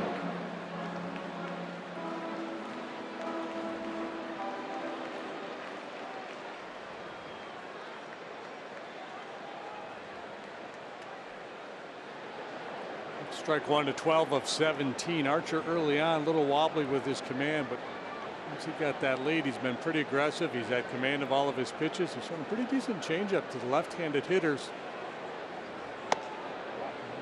He tried one there to Contreras. Trying to change his game a little bit. He's been fastball slider dependent for a long time, and that was always the knock on him, that it was tough for him to get through the lineup the third time because he was essentially a two-pitch pitcher. 1-2. 95 at the knees always plays. That's the thing, you know, we talked about the Pirates giving up a lot to get him, and maybe he's not a quote-unquote ace, but you know they've got an emerging ace in Jamison Tyone. Trevor Williams has been really good. Looks like, you know, the real deal. They struck him out, so they don't need him to be the lead dog. He has been an opening day starter 4 years in a row at Tampa Bay. He can maybe just be that veteran presence and guy who eats up a lot of innings. Ian Happ will hit for Maples. Pittsburgh native. Archer's out there. I think he's got a song playing in his head. You watching him? He's just out there bopping his head. Maybe it's the Ian's walk-up music. I don't know, but it looked like he got his own tune. Yeah, he has a hard time standing still. You see that reaction? The first batter of the game, he gave up a hit, and as you said, it looked like he was just going to walk off the field. Big personality. He has worked as a guest analyst for ESPN during the playoffs, including the 2016 World Series between his first two organizations, the Indians and the Cubs. 1-2. Changeup. And normally a starting pitcher wants to conserve his energy. He's going to try to stay pretty calm and quiet out there. That's just not how he rolls. Roaming all over the infield. Boundless energy. On the ground, and it'll be the shortstop Newman to make the play.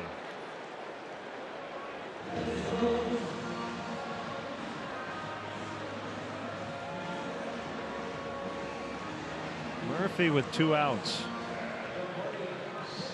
And you talked about the Pirates acquiring him and how excited the fans were. I think he had a Steelers jersey on, right, as he arrived in Pittsburgh. At the airport, so yeah.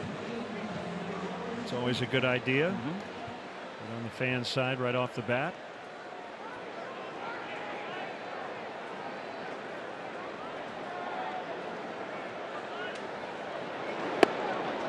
Swing and a miss for a strike on Murphy. This is really impressive.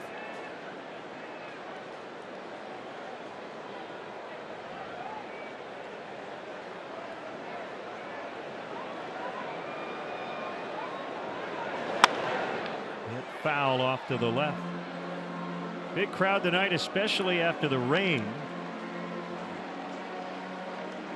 But subdued as the Pirates have had most of the highlights so far.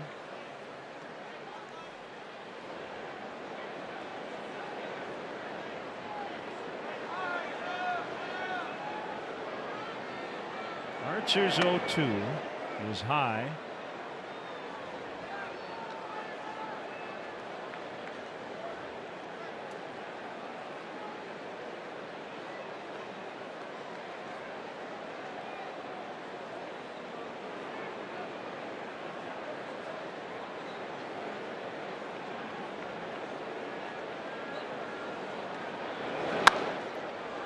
Up in the air. And coming in is Pablo Reyes. And the Cubs go quietly in the 5th. Pirates 5, Cubs nothing.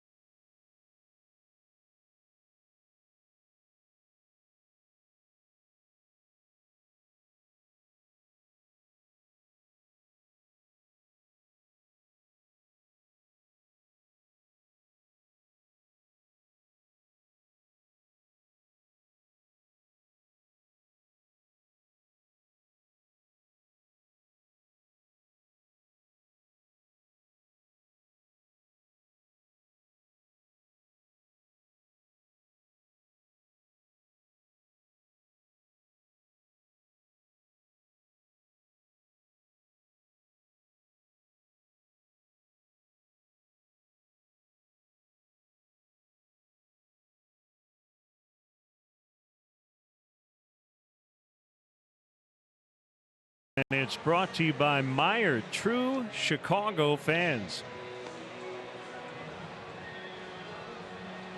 Ian Happ, after pinch hitting, will stay in and play third. So it might just be a precautionary measure in terms of Chris Bryant, who got hit by a pitch earlier. And if we get further word from the Cubs, we'll let you know. Here's right-hander Alec Mills.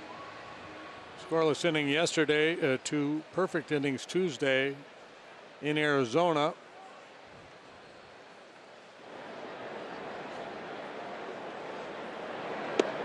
Slow curve, misses inside.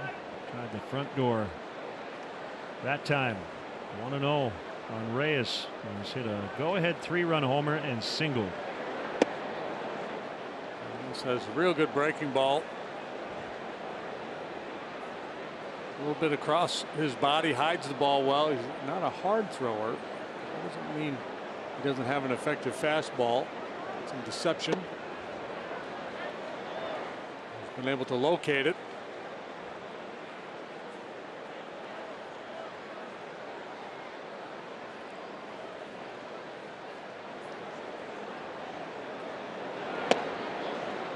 Not this time. Lead walk. Well, I won't be able to accuse Joe of not managing hard here tonight. 4 different pitchers to get through that 5th inning. De La Rosa up. You've got a big bullpen in September. You might as well use it. But there may be a couple of guys, if the score doesn't change, he will stay away from until it gets tight. I think, yeah, the Cubs are going to have to score a couple to bring Wilson, Edwards, and Chavez into play. Cishek might be down anyway.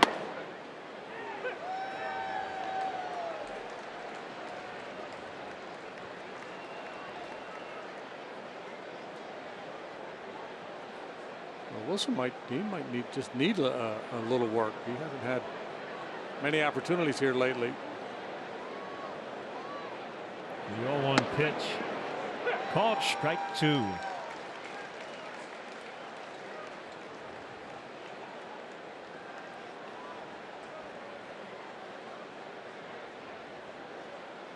Cubs took 2 of 3 in Arizona. Did the same at the White Sox over the weekend. But in danger of dropping the first 2 here against the Pirates, while the Brewers, who won last night, have a 7-4 lead in the late innings in St. Louis. Called strike 3.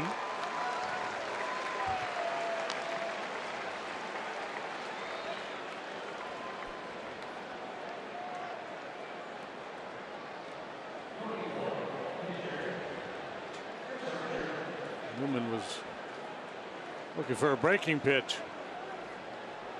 Yeah, they're going to the bottom of the 7th in St. Louis now.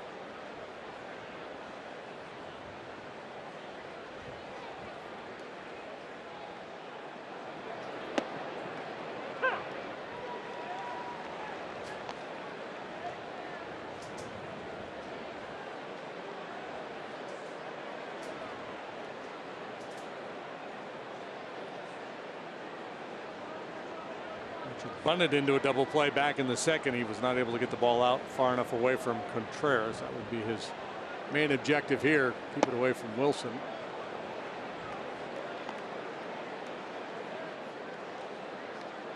So I mentioned earlier, 2 weeks ago, the Brewers left town within 1 game of the division lead. Since that day, the Cubs have not had a lead less than a game and a half. From 1.5 up to 3.5. That is a base hit for Archer. Reyes on his way to third. A play to be made, and he's safe. Good throw by Hayward, just a little late. Chris Archer with his 2nd hit this season and the 4th of his career.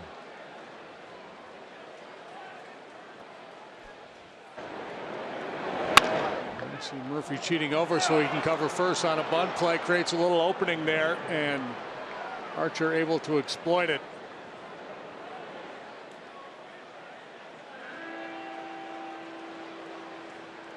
Pitching change in the 6th. We'll be right back.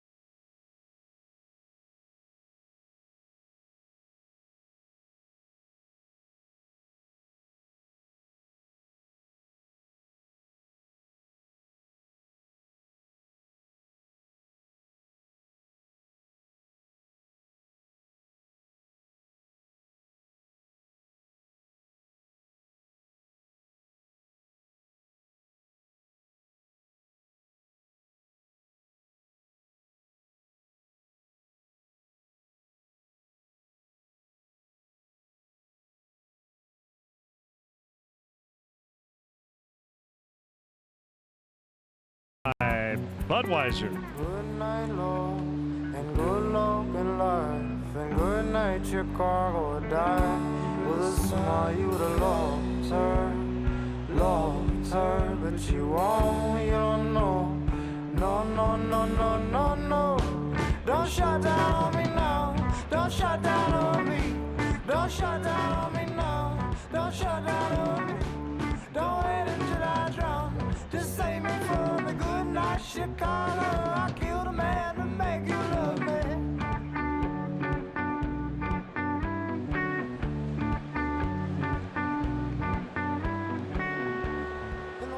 Rainbow Kitten Surprise.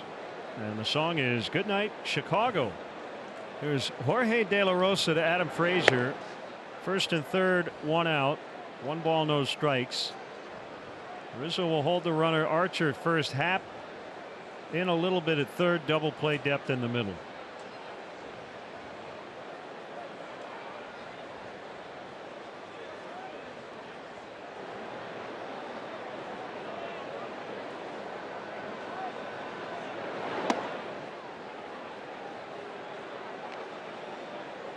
Two balls, no strikes.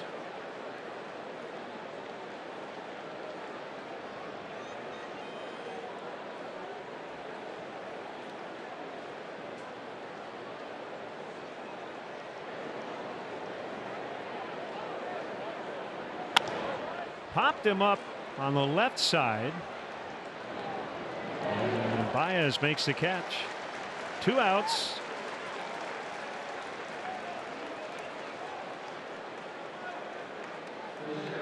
Bring up Marte.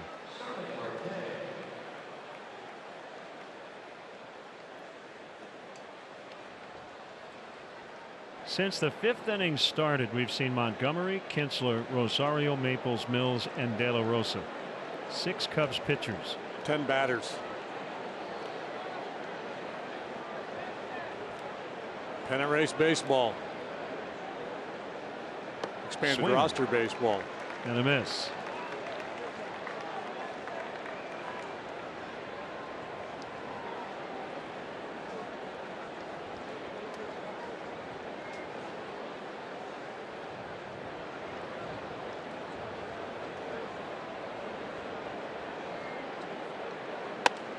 Dan Quisenberry once said, and I'll get it exactly right, but something along the lines of a manager uses his bullpen much like a gangster uses his gun. He fires all its bullets and then he takes the gun and throws it at the guy. That's what's going on here tonight. Just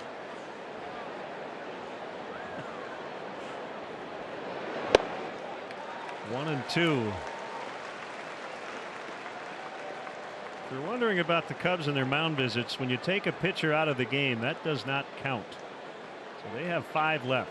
It's visits without removing the pitcher that they keep track of. And earlier, Chris Archer went and talked to Joey Cora, the third base coach. I think we should combine mound visits and batter third base coach discussions. We get 6 total. 6 conversations Yeah, per club. those are more infrequent or less frequent. Would be the better way to put it. But yeah, throw them into the bin too.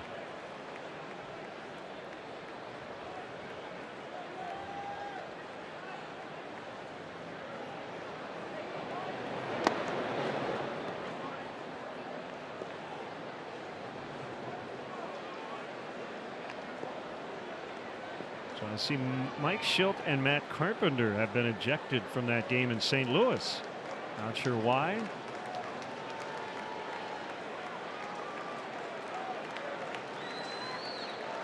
came after a Matt Carpenter strikeout, so it might have been balls and strikes. Related. The 3-2 to Marte misses, ball 4. Bases loaded. Push comes the shove. Marte is usually hacking, but that one not close enough to get him to bite.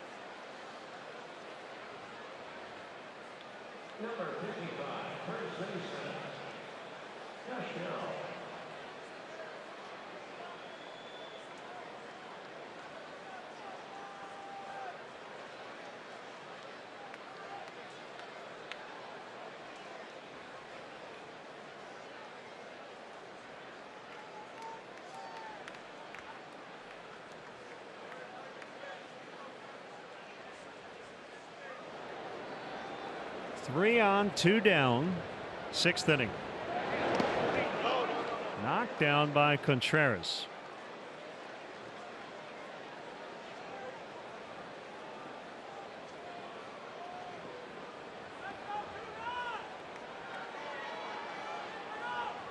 Rockies continue to win. They have a comfortable lead over the Phillies, 8-2, top of the 6th in Denver.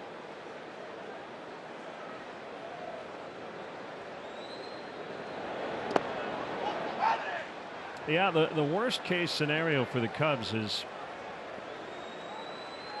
them not winning, the Brewers beating the Cardinals, and then having the Cardinals come here as a very desperate team out of the playoff picture. They can only control what they do here. 3-0. Dodgers have a 1-0 lead over the Diamondbacks in the 5th. Walker Buehler pitching for the Dodgers. He's been lights out. We talked about them earlier. He's been good. Ryu's back, throwing the ball very well.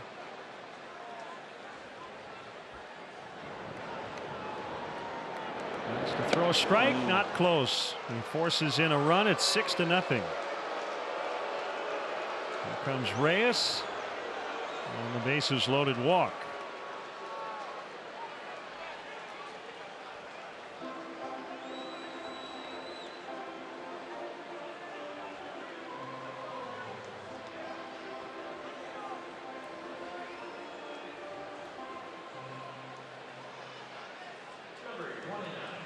Yeah, I am so often wrong that I do have to remind you, I like the A's in spring training, and the best young pitcher I saw was Walker Buehler. So I have to crow about that. Electric stuff, huh? They got the other kid back. Remember the big phenom a couple years ago, Arias, who had surgery. He's back pitching out of the bullpen.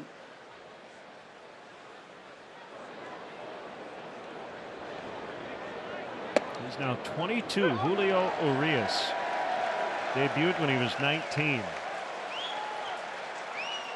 0-1 on Cervelli. Already 6-0 Pirates.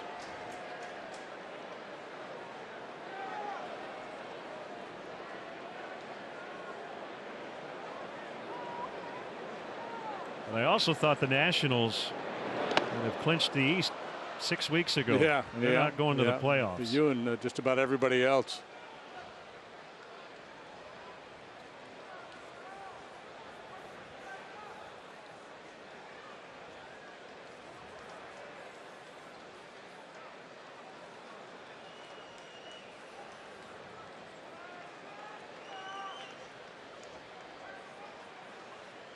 One ball, one strike on Cervelli.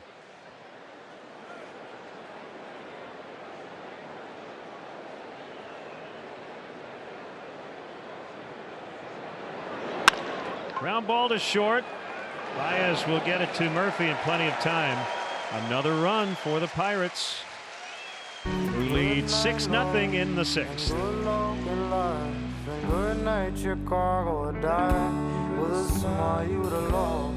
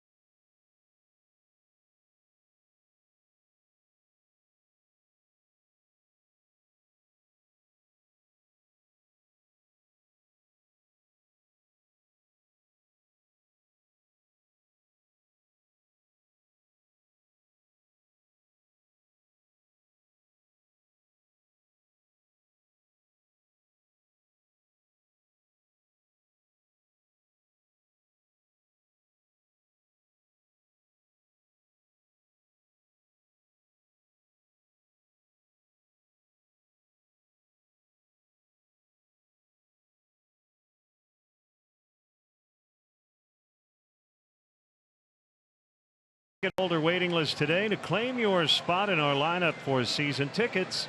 It's easy and free to register. For details, visit Cubs.com/waiting list. Trying to get something going here against Chris Archer, who has allowed no runs on 3 hits. 2 of those hits were singles in the first inning. The other one a 2-out double by Anthony Rizzo in the 3rd. He got out of the 4th inning with a 4-6-3 double play after hitting Chris Bryant in the left wrist. Bryant eventually came out of the game, hopefully not anything serious.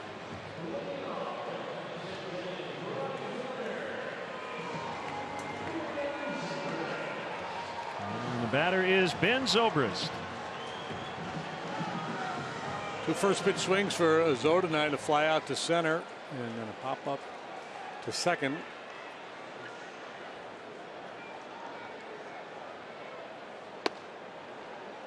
Strike 1.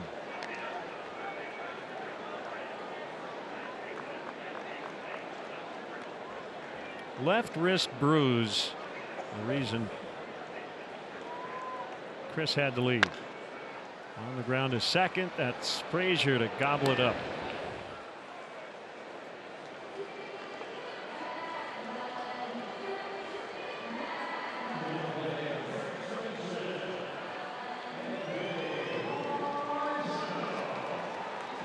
Got some good news on the injury front. Talking with Jim Hickey today. Pedro Strop continues to progress, and it's possible he could be back in action before the end of the week. That would be nice. You know, Pedro would have been back yesterday if it were up to him. So they'll make sure that hamstring is good to go before he gets out there in anger.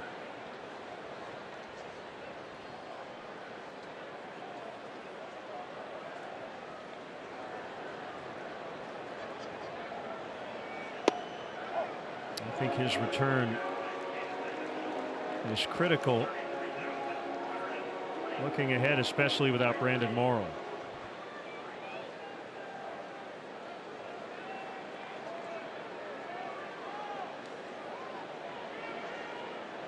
Yeah, you like having that big power arm at the back of the bullpen. The Cubs don't have a whole lot of that. You know, the swing and miss guys. Battle tested. It never hurts.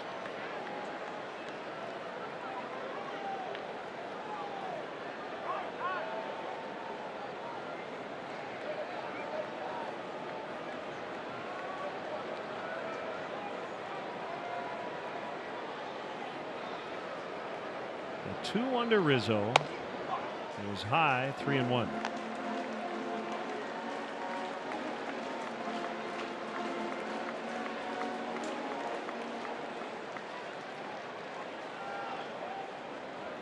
Cubs in the midst of this crazy streak where they've played 5 consecutive games against the Pirates in which they've scored only 1 run, and they all come via the solo home run. Not even that so far here tonight. Archer in complete command of this ball game. We talked about the tendency for Archer to work a lot of deep counts and run a high pitch count. That has not been the story here tonight. He's sitting with 78 pitches, 1 out in the 6th.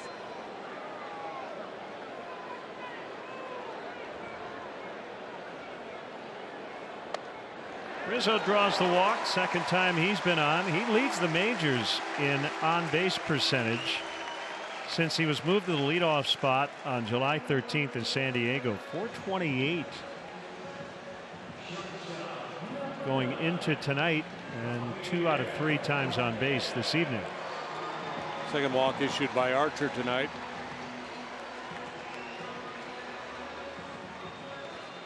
He has punched out 7.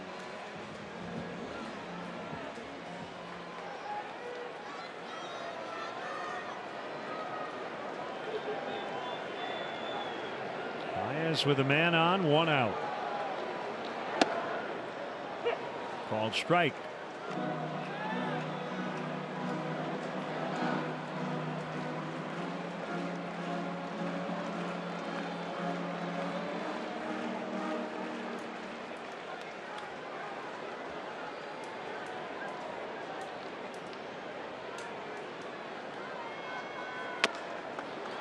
Chopper to third. Ozuna's got to hurry, and he did get him by a 60 save.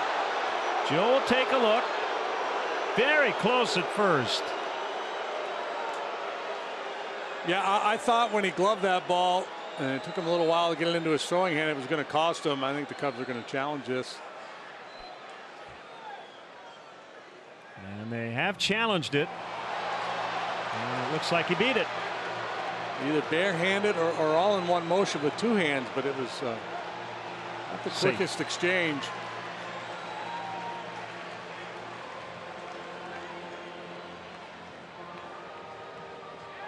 Don't give me another look, because I don't want to start second guessing Bell might have pulled myself. his foot too. I've got him safe. His footwork is oftentimes awkward over there at first.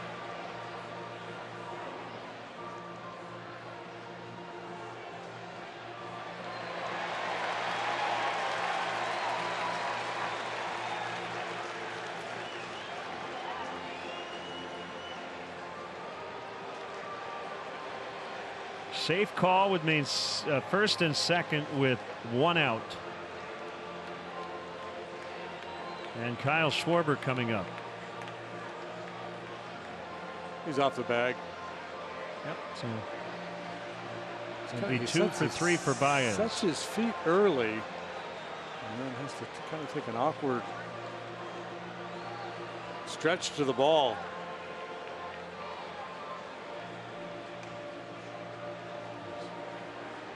Casual conversation for the arbiters as they wait the word from New York.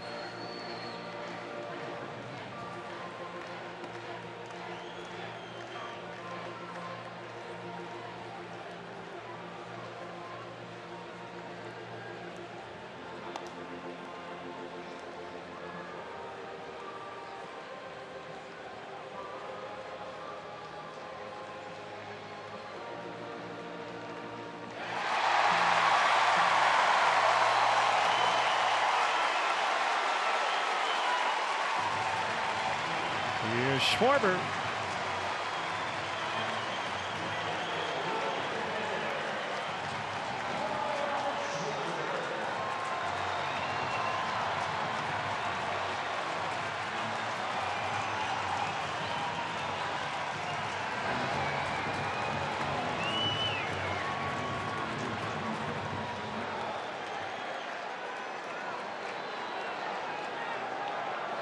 Best chance the Cubs have had tonight. 2 on 1 out. First pitch in there.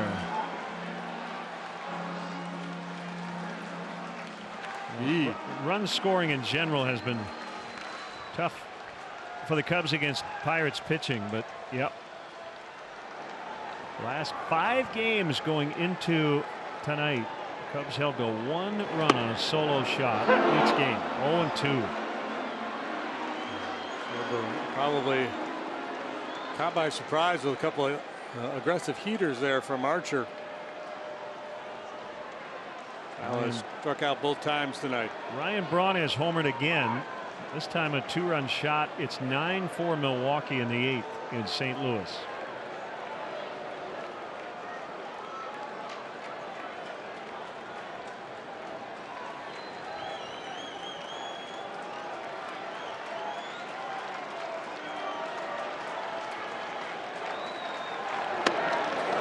One and 2.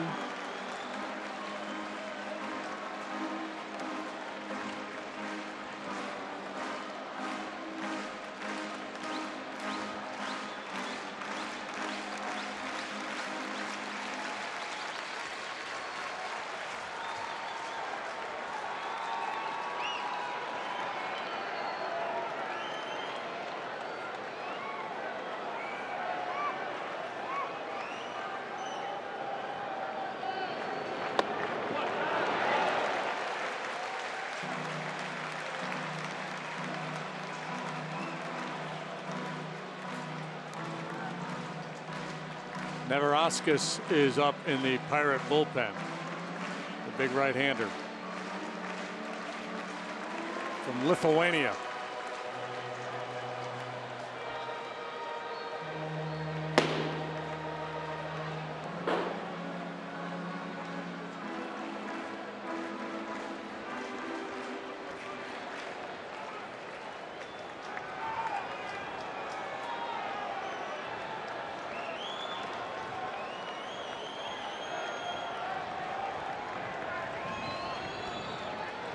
2-2 count on Schwarber. Here it is. 3-2. Tommy LaStella, pinch hitter on deck.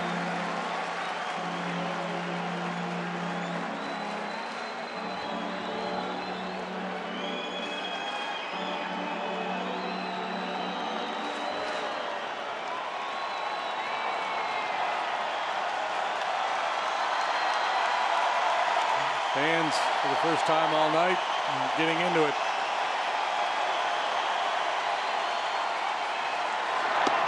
Swing and a miss, strike 3.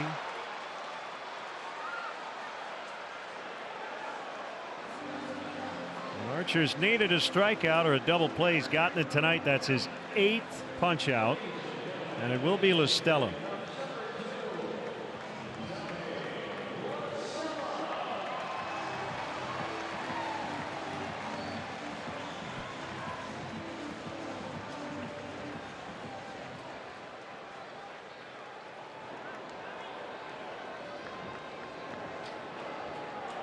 Like Kyle Schwarber, recently dealing with some back issues, did not make the trip to Phoenix.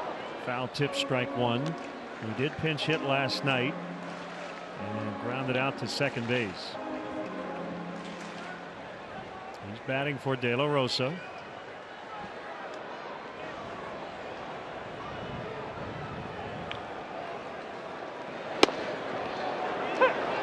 Oh, and 2.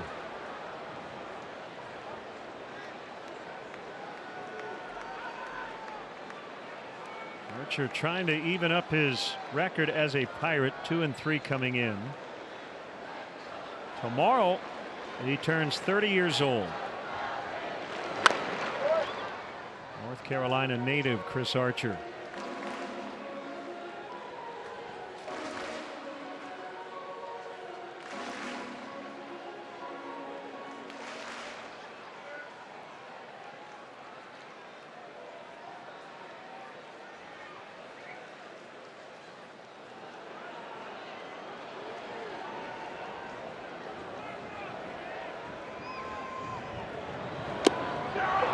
Archer strikes out LaStella.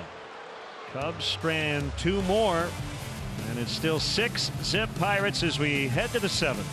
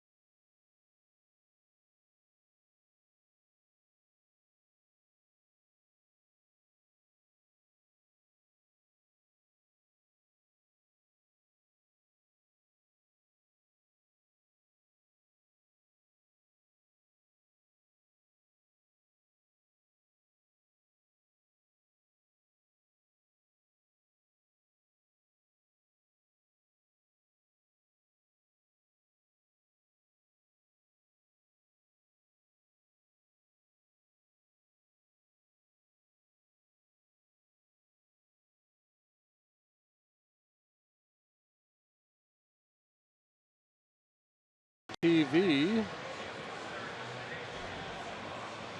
for $25.99. Watch every out-of-market regular season game, plus get a free subscription to MLB At Bat Premium.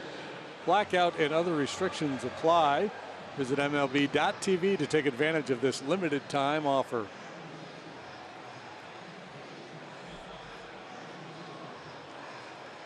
Alan Webster, who joined the Cubs roster last week after it was announced Brandon Morrow would not pitch again in 2018.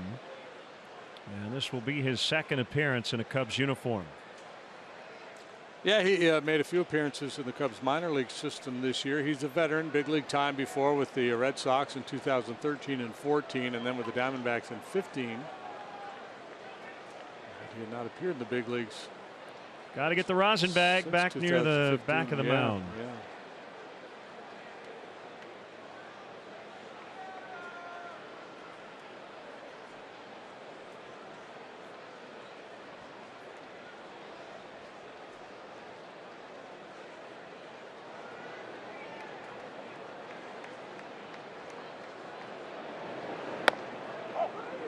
Ball one to Dickerson.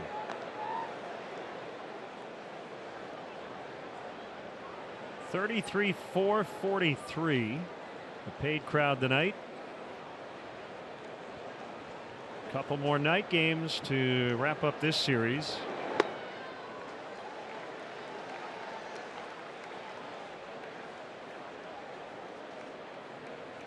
Ivan Nova, the veteran right-hander, will pitch for the Pirates tomorrow night.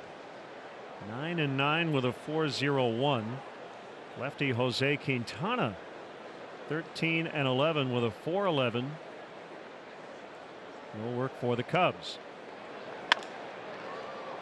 Bounce to Happ, the third baseman. And he gets Dickerson.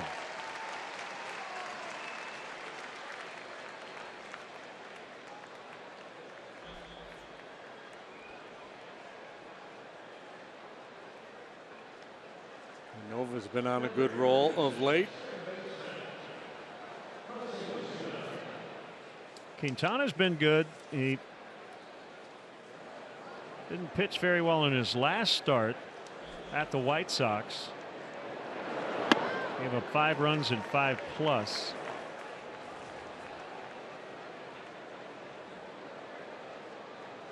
But had a 2.10 ERA over his previous 6.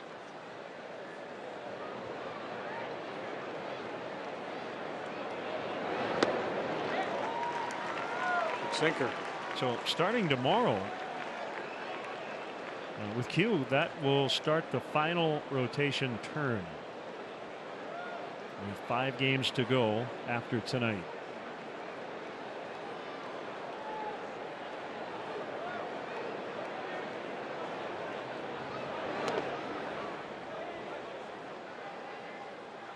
One and 2 on Osuna.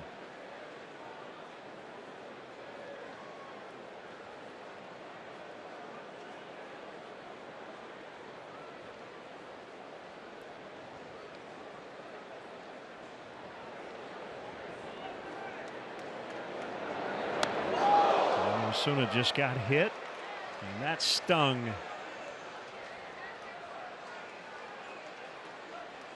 Pitch at 93 miles an hour. A heat seeker up and in.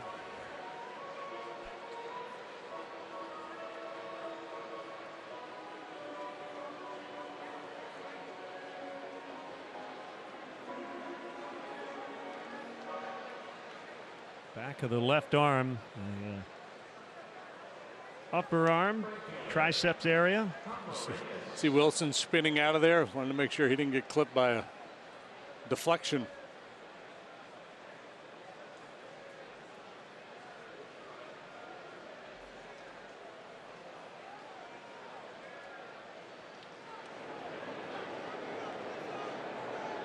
Pablo Reyes has had quite a night. 3-run homers, single walk, 2 runs. Well, the rookie, and that one up and in. Here's our 4th drive of the game. Yeah, kind of a surprise party there from Pablo Reyes. And after Dickerson doubled and Osuna walked.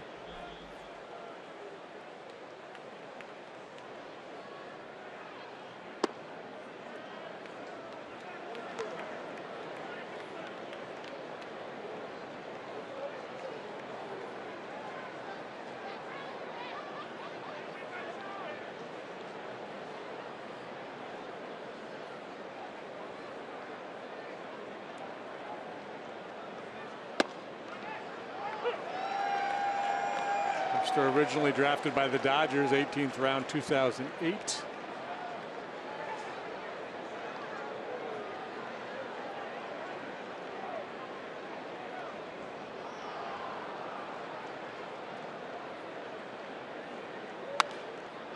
Fouled away.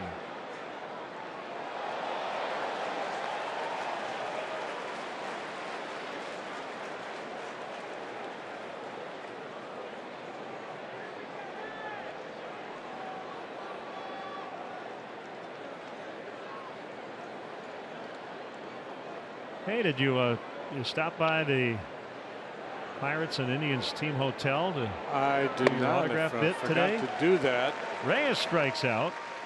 I know you were contemplating it. Yeah, maybe we'll take a run over there tomorrow.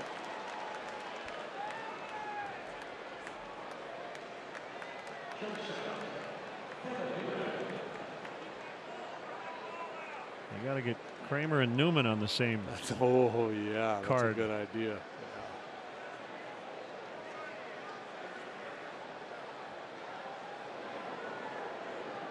Kevin is 1 for 3. Takes a wide one. We started 55 minutes late due to rain.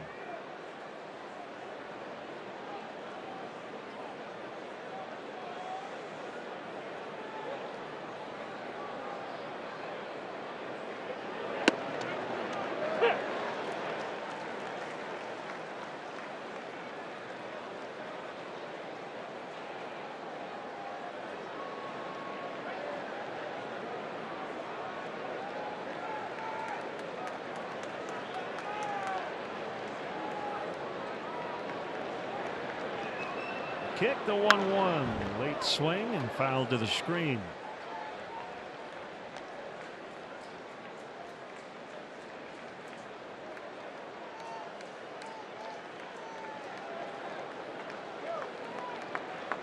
It wasn't the best of first impressions for Webster when he joined the club. He came in and pitched an inning in the ball game that night, gave up a home run.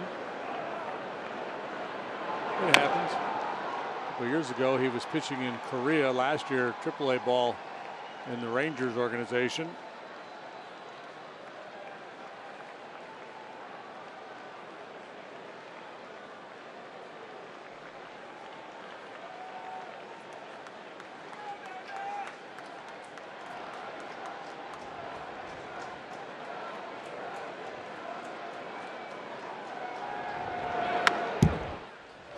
Newman hangs in.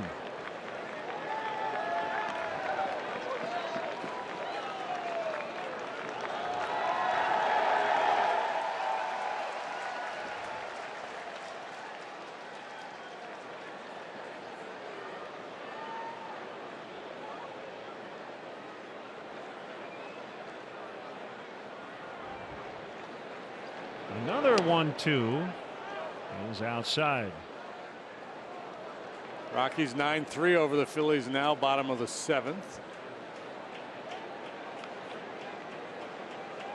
Bud Black going with a little bit of a bullpen game. Chad Bettis started.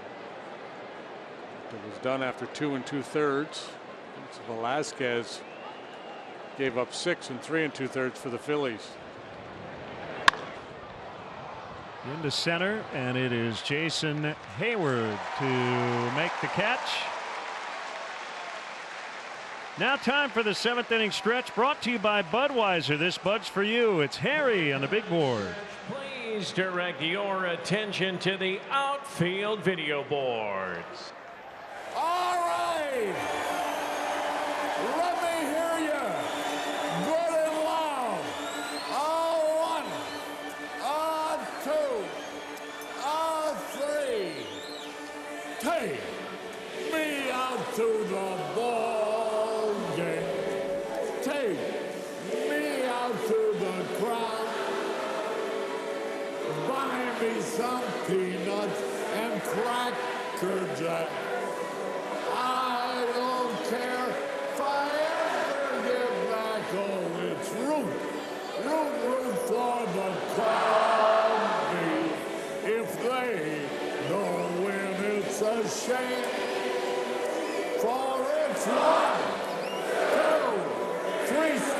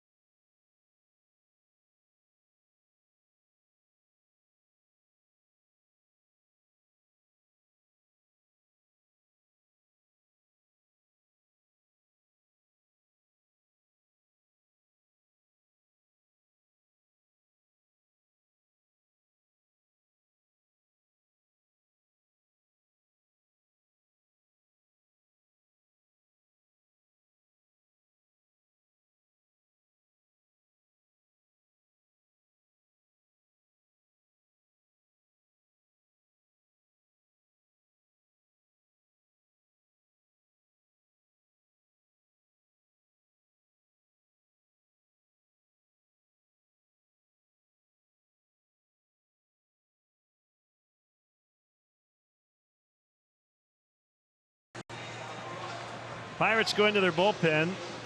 Dovydas Neverauskas is on. Neverauskas from Lithuania has been good at the minor league level this year. At the big league level, he has struggled. 21 games, an ERA of 9. And the home run ball has really been an issue. 22 innings pitched. He's allowed 8 long ones among his 26 hits. He's walked 10, punched out 22. Colin Moran is now playing third base for the Pirates.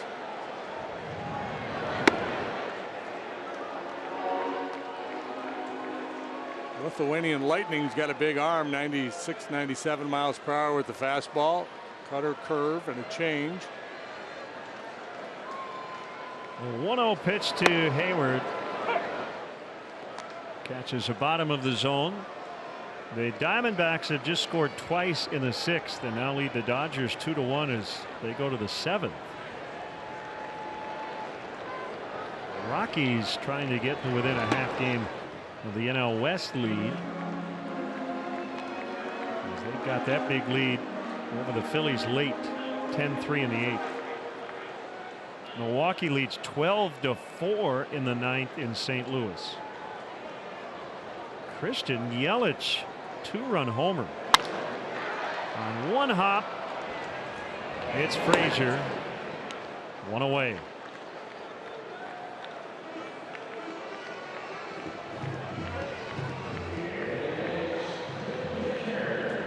Brewers Club just doing everything right now. Not just the lineup, but they've been pitching lights out as well.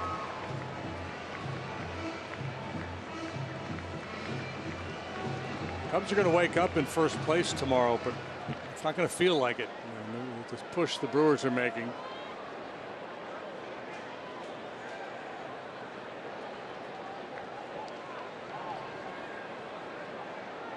Cubs trying to figure out a way to get this offense going. We got a home run from the pitcher Hamels last night. That was it against Jamison Tyone and 2 relievers. 6 shutout frames from Chris Archer tonight.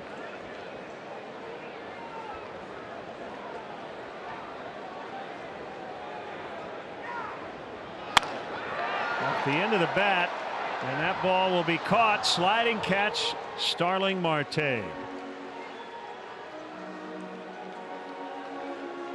2 down.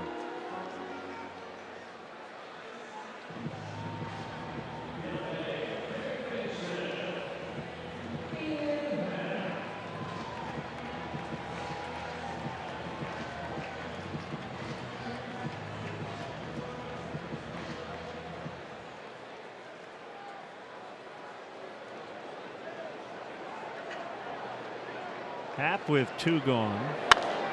Fouls away.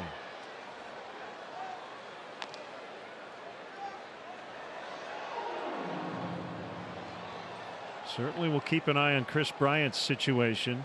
Got hit by a pitch on the left wrist. He has a contusion, and he did leave the game earlier.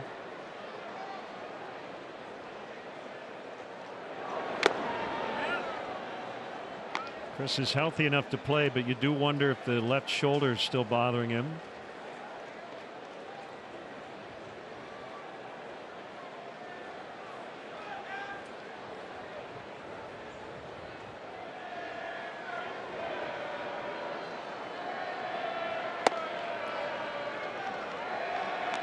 To the count on Happ.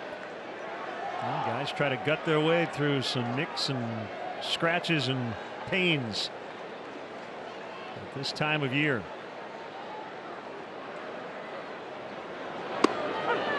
Strike 3 call. And we go to the 8th. It's still 6-zip Pirates.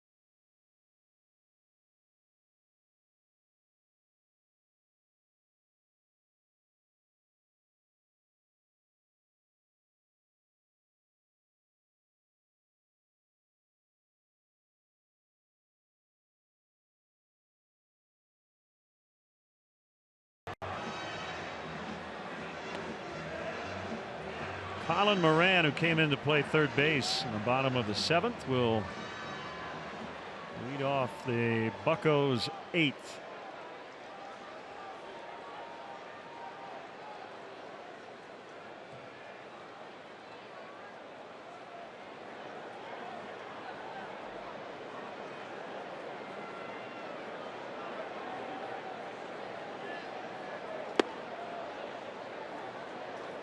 Low for ball 1. Chris Archer tonight, 6 innings, 4 hits, no runs, 2 walks, 9 strikeouts.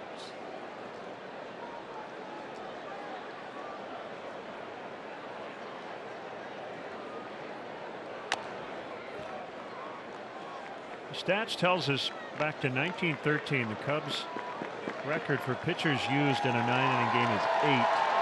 The Major League record is 11.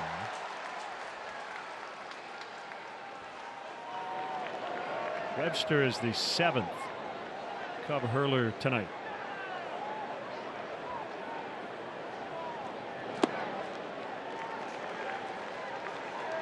The Giants used 11 pitchers against the Rockies on the 4th of October 2015.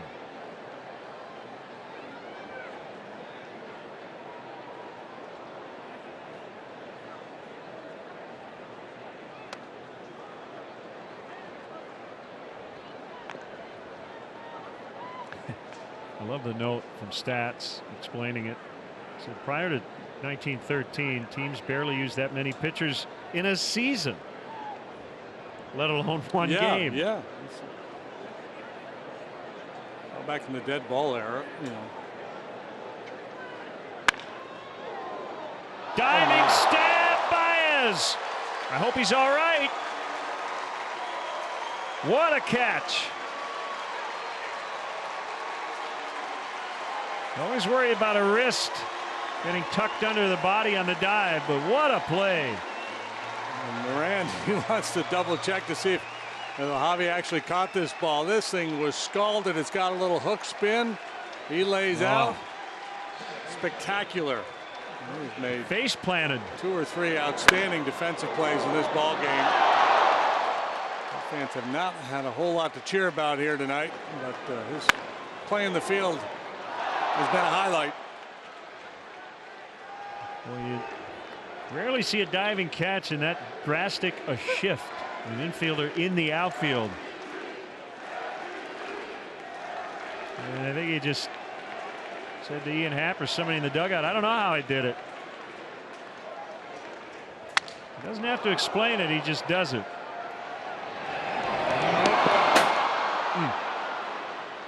Nonchalant on the throw, and Frazier will end up at second. Yeah, that's unfortunate after the spectacular play.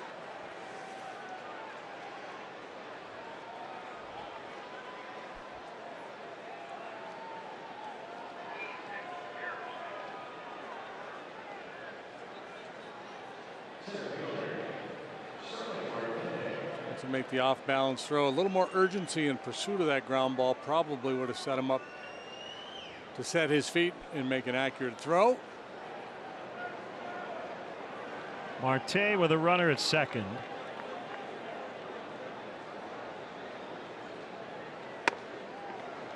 And takes up and in.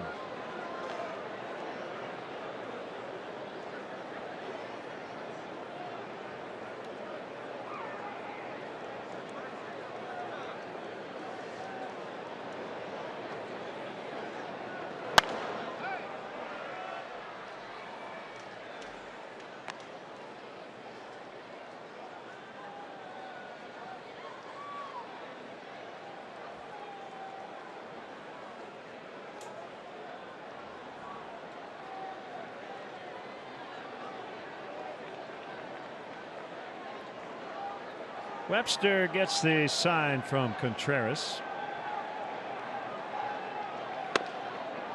Another one in tight. 2-1.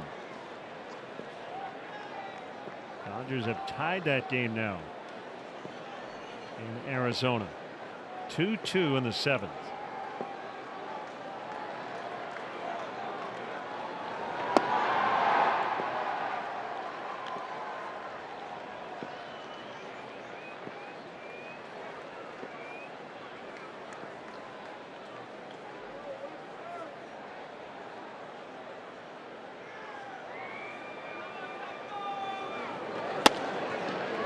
If these scores tonight hold up, the Cardinals will drop out of a playoff spot. The Rockies will jump into that second wild card.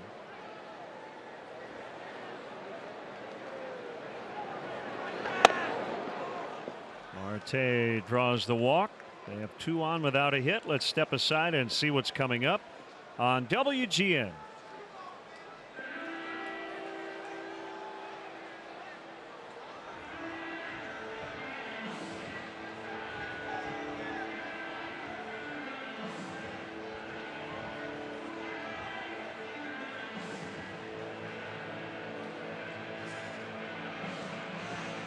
Pitching change. Looks like David Bodie's coming in along with James Norwood when we come back.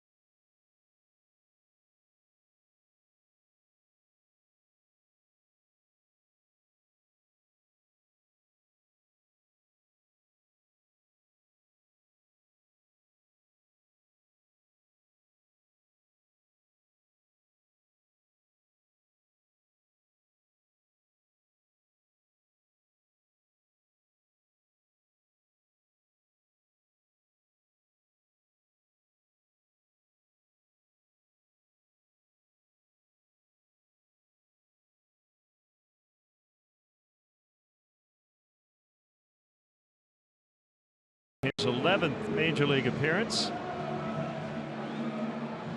We'll go after Josh Bell and then Francisco Cervelli. 182 the ERA for James as a big leaguer. He's the 8th Cubs pitcher to work. There's David Bodie now playing third, and he'll bat 6th.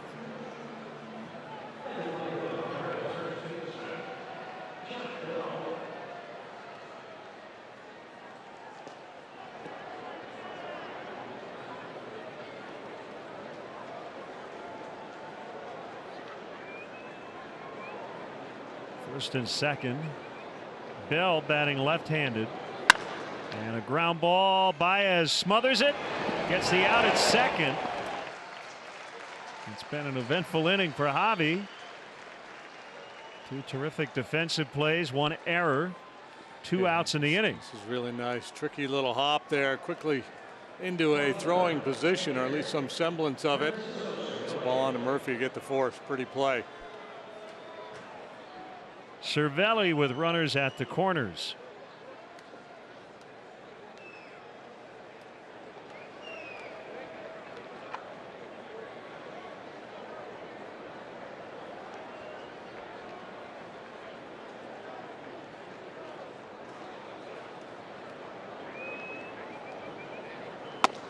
Swing and a miss.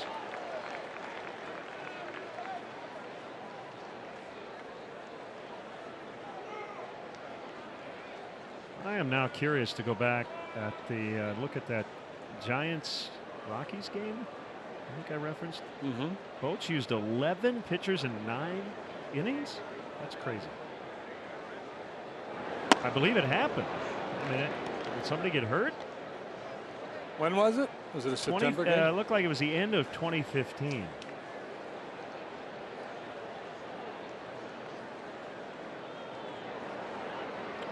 It was the final day of the season that year.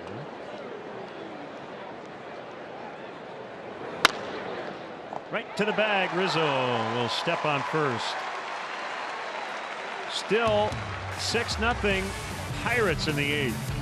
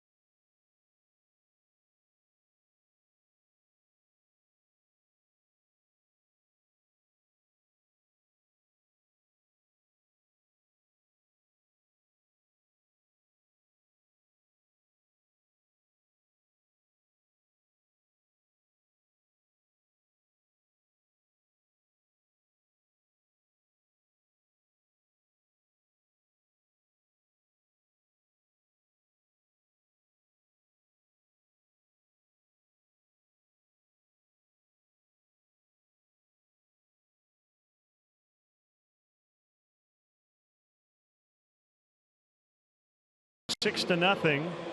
Coming up this Friday is the 80th anniversary of one of the most famous games in Cubs history. They were hosting the Pirates back in 1938. They won the game 6-5. It was seconds away from being called due to darkness. Gabby Hartnett with a 2-strike, 2-out home run against Mace Brown went into the bleachers in left center. Cubs then had a half-game lead over the Pirates with 5 left. They would go 2-2-1 from there. They won the pennant by 2 games. The Pirates lost 4 of their next 5 and 6 of 7 to end the season. The Cubs would lose in the World Series that year to the Yankees. A homer in the Gloman.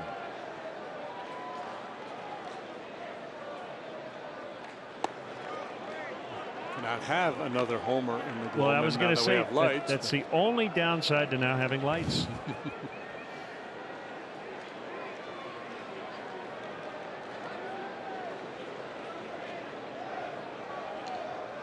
Murphy takes ball 2, 2-1.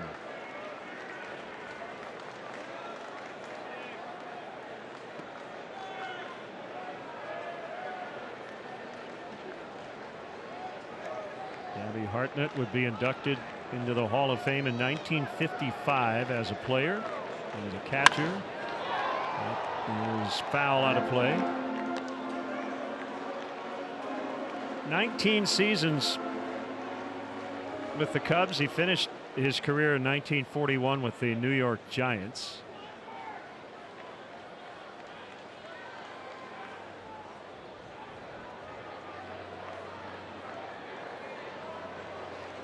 Gabby was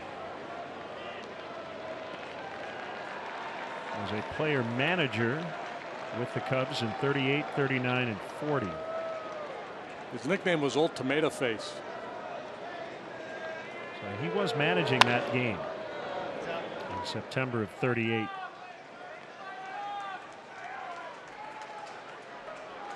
Took over for Charlie Grimm. And of all the great uniform combinations in Cubs history, I got to tell you, the 1938 look was very good. Red C with the blue UBS, and then the road unis had the, I think, the blue Chicago with the underline in red. I really like those 38 uniforms. course, all the pictures were in black and white, but yeah, there was a red C with a blue UBS, no pinstripes.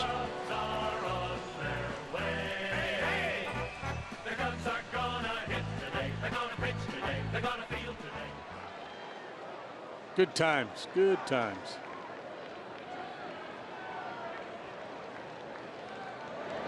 One out, Zobrist takes ball one.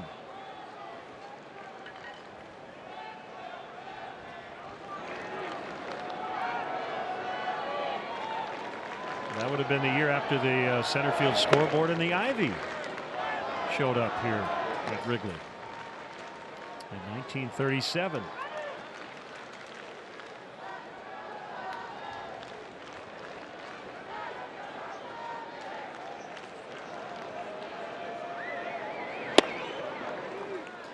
Three and 0 on Zoe. See if Zoe can get off the schneid here tonight. He suggested while we were in Arizona that someone bring a benzo meter to the ballpark. Somebody tweeted at me the other day that they were going to do it. Yesterday, they were out here somewhere in the ballpark yesterday. 3-1.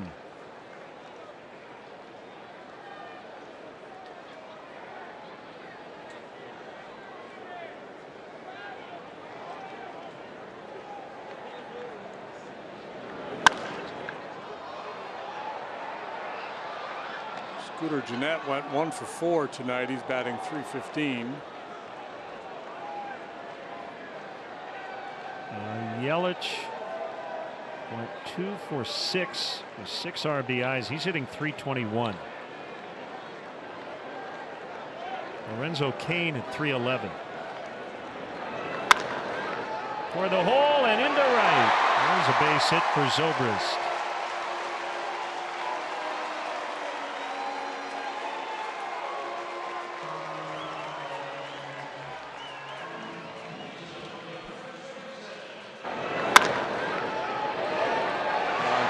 Pitch and able to pull it with some authority.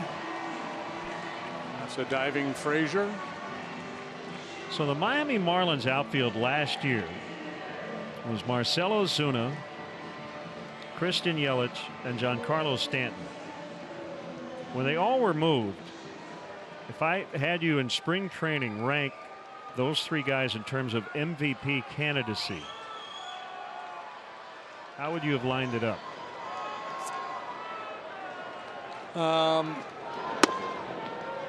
Probably lean a little bit towards Stanton.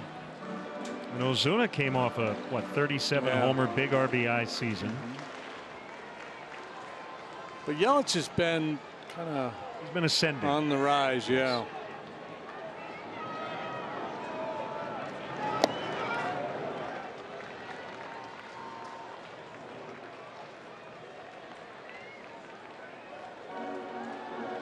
One on Anthony Rizzo. You know, and Yelich moving to Milwaukee, you figured the power numbers would improve, but it's been marked improvement, right? What's he got? 33 bombs this year. Hit one tonight. Best home runs season prior to this year was 2016 when he hit 21. Got over 100 RBIs now. Yeah, that's the best outfield nobody talked about because the Marlins didn't have team success.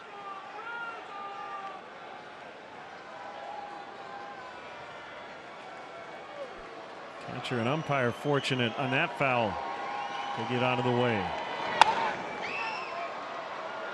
This will be foul. Well, I think that's why a lot of people were scratching their head about the Marlins dismantling their ball club because they had so many talented position players. They didn't seem like they were that far away from being really good.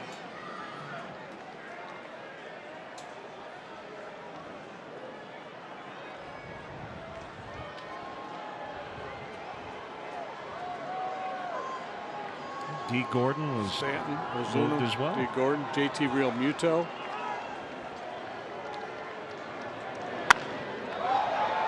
Way up in the air. Drifting over is Marte. That is the second out.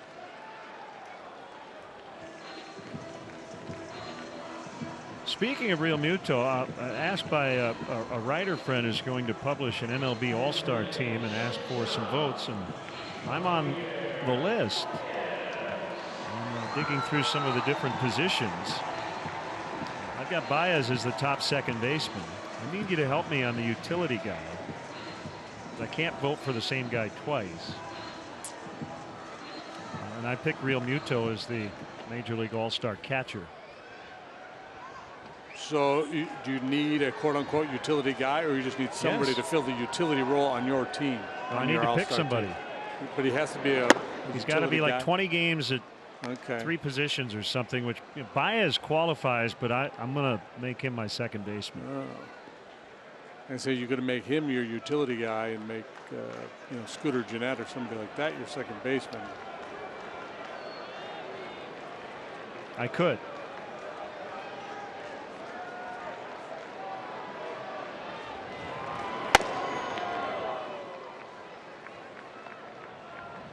How about Zoe? Make Zoe your utility guy. That would be in play, yeah.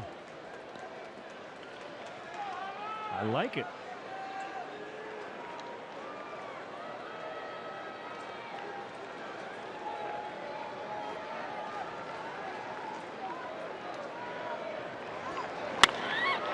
Pulled the deep left. Dickerson back on it, and he makes the catch right up against the wall. Baez flies to deep left. Still 6-0 as we go to the ninth.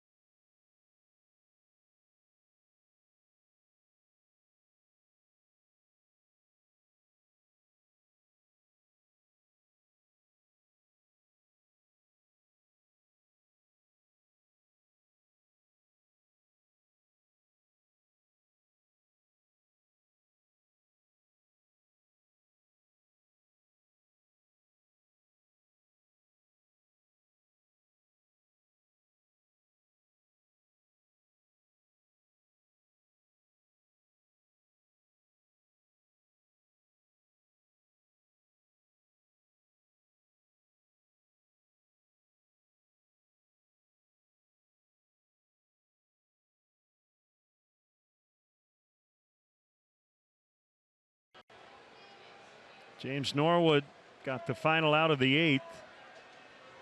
Final 2 outs of the 8th. What did Cervelli do? I didn't mark it in. He grounded to Riz. 3 unassisted. Oh yes, thank you. I didn't mark it in. So Dickerson leads off the 9th. Norwood got 2 outs in the 8th. Swing and a miss.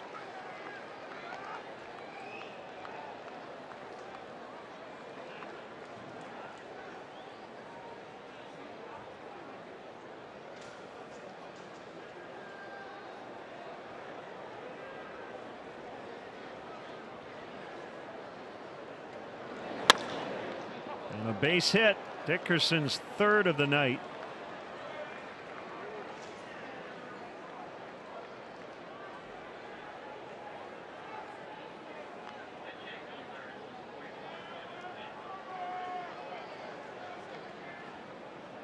Kevin Kramer will bat in the pitcher spot. Pirates now with 10 hits. They've also taken 6 walks.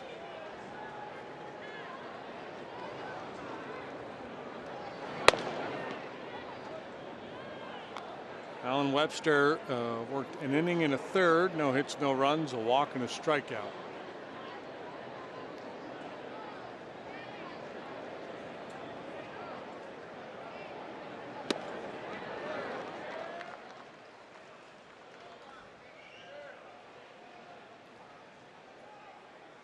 There they are, the dynamic duo, Kramer and Newman. And roommates, right, at one time? Yeah, they were roommates in the minor leagues. Yeah. Took the mail truck to Michigan to return a bunch of bottles.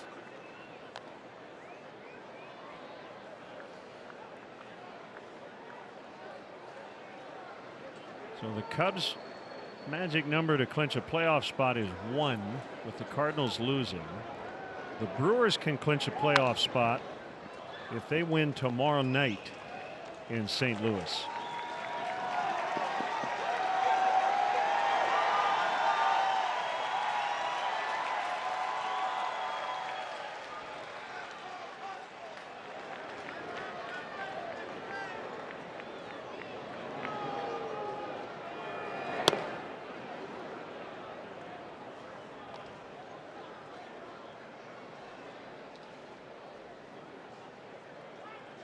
I believe at this point, no matter what happens the rest of the week, the Cubs will play beyond Sunday. Ideally with a few days off, and they'll play a week from Thursday to start the division series at home. But they've got some work to do to get there. Norwood strikes out Kramer. Yeah, every day is a new day in this sport. You know, when you're going through a stretch like the Cubs are, and 2 rough games here where they really haven't been able to do anything offensively, you start to think, my goodness, they're never going to score, and it's bleak. And it's that old line about it's always darkest before the dawn. They might come out tomorrow and score 7 runs, win comfortably.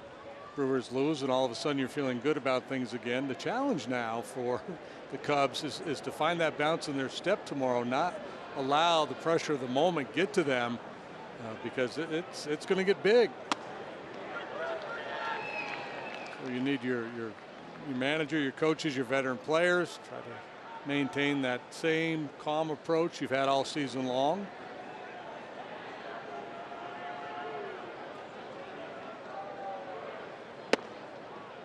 Two and one on Reyes.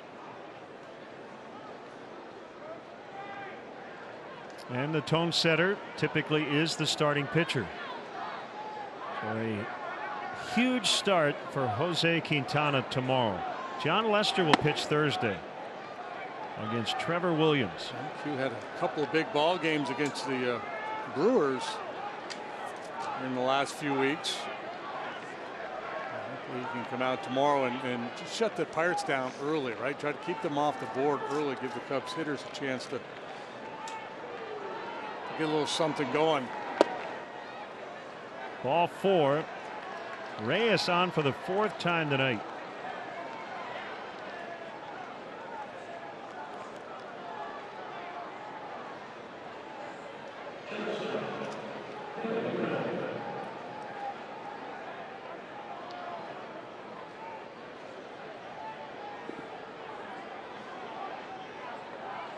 Diamondbacks have struck back. They have a 3-2 lead over the Dodgers.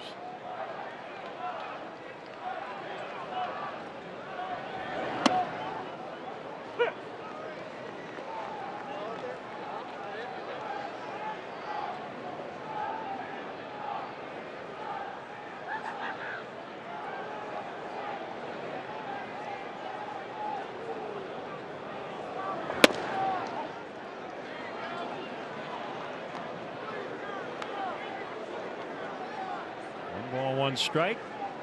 And Kevin Newman 0 for 4 tonight. He snapped an 0 for 14 with an infield hit in the second. Fouled away 1 and 2.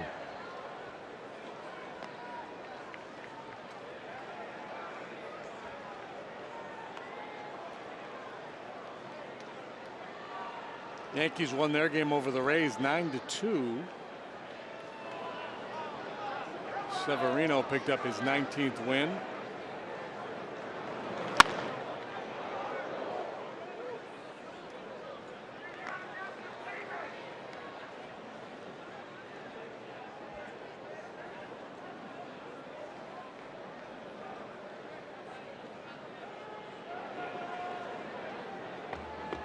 Sanchez, Andujar, and Echeverria homered for New York. Echeverria spent some time with the Buccos.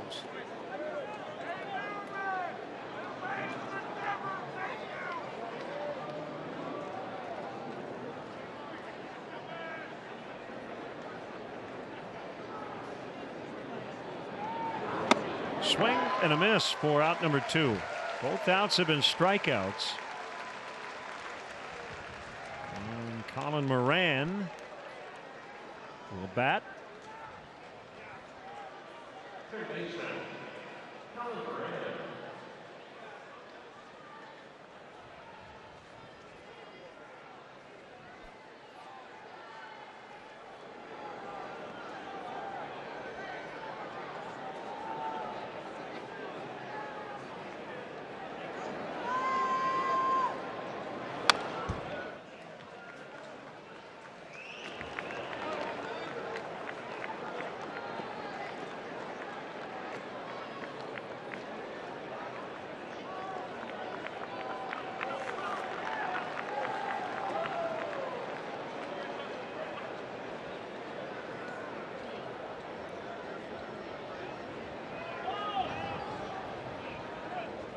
The 0-1.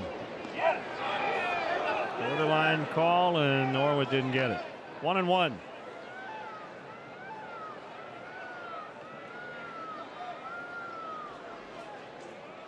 Good night for the Orioles tonight.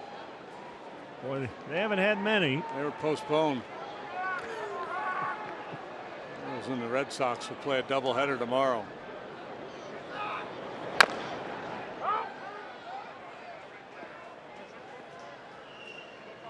The Red Sox with a franchise best 106 wins. The Orioles with a franchise tying worst 111 losses.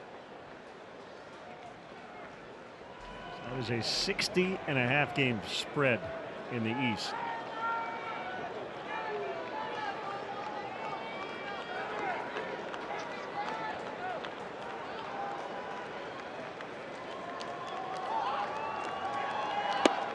Swing and a miss. All the outs, strikeouts for Norwood. To the bottom of the 9th. 6-0 Pirates.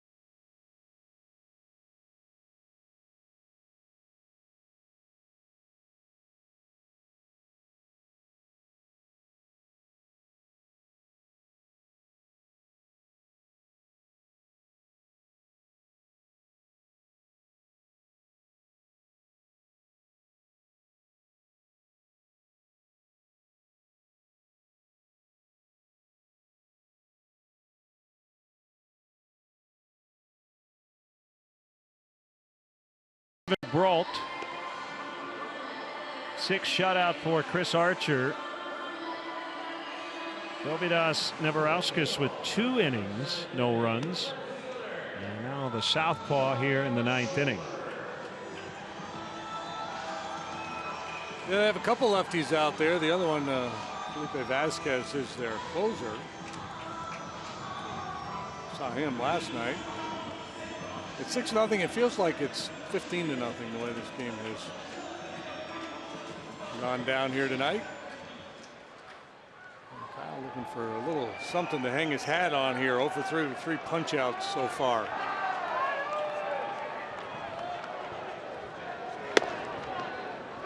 Outside corner, strike 1.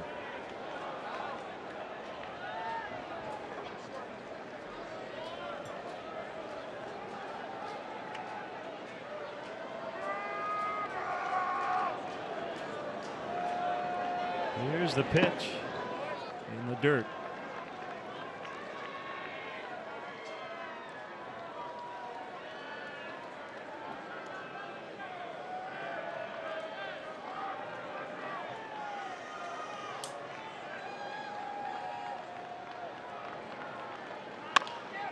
Ground ball right to the shortstop. Newman to Bell.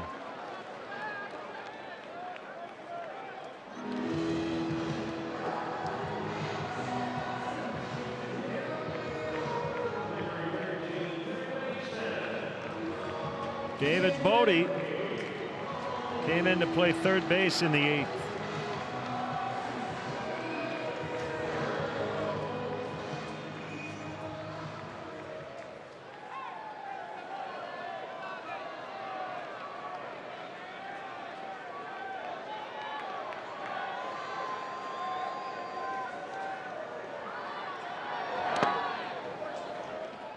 Ball 1. White Sox beat the Indians 5-4. Must have walked them off.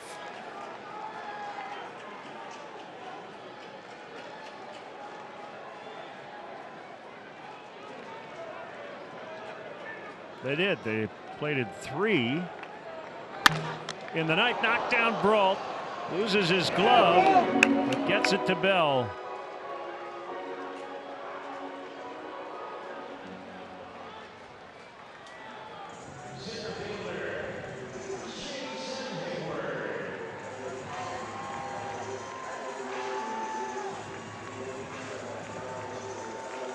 Jason Hayward now. Cubs down to their final out. Almost like he took his glove off, as if it was in the way.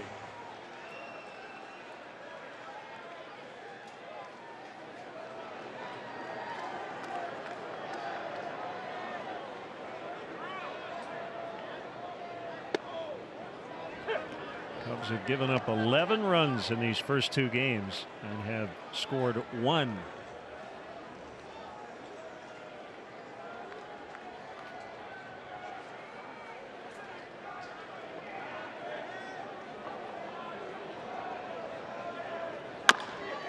A chopper. Frazier surrounds it. Throw to first. In time, and that'll do it. So the Pirates take the first 2 games of this very important series for the Cubs, and their lead in the division just a half game over the Milwaukee Brewers. 1 up now in the loss column with 5 games to go in the regular season. Final score tonight: Pirates 6, Cubs nothing.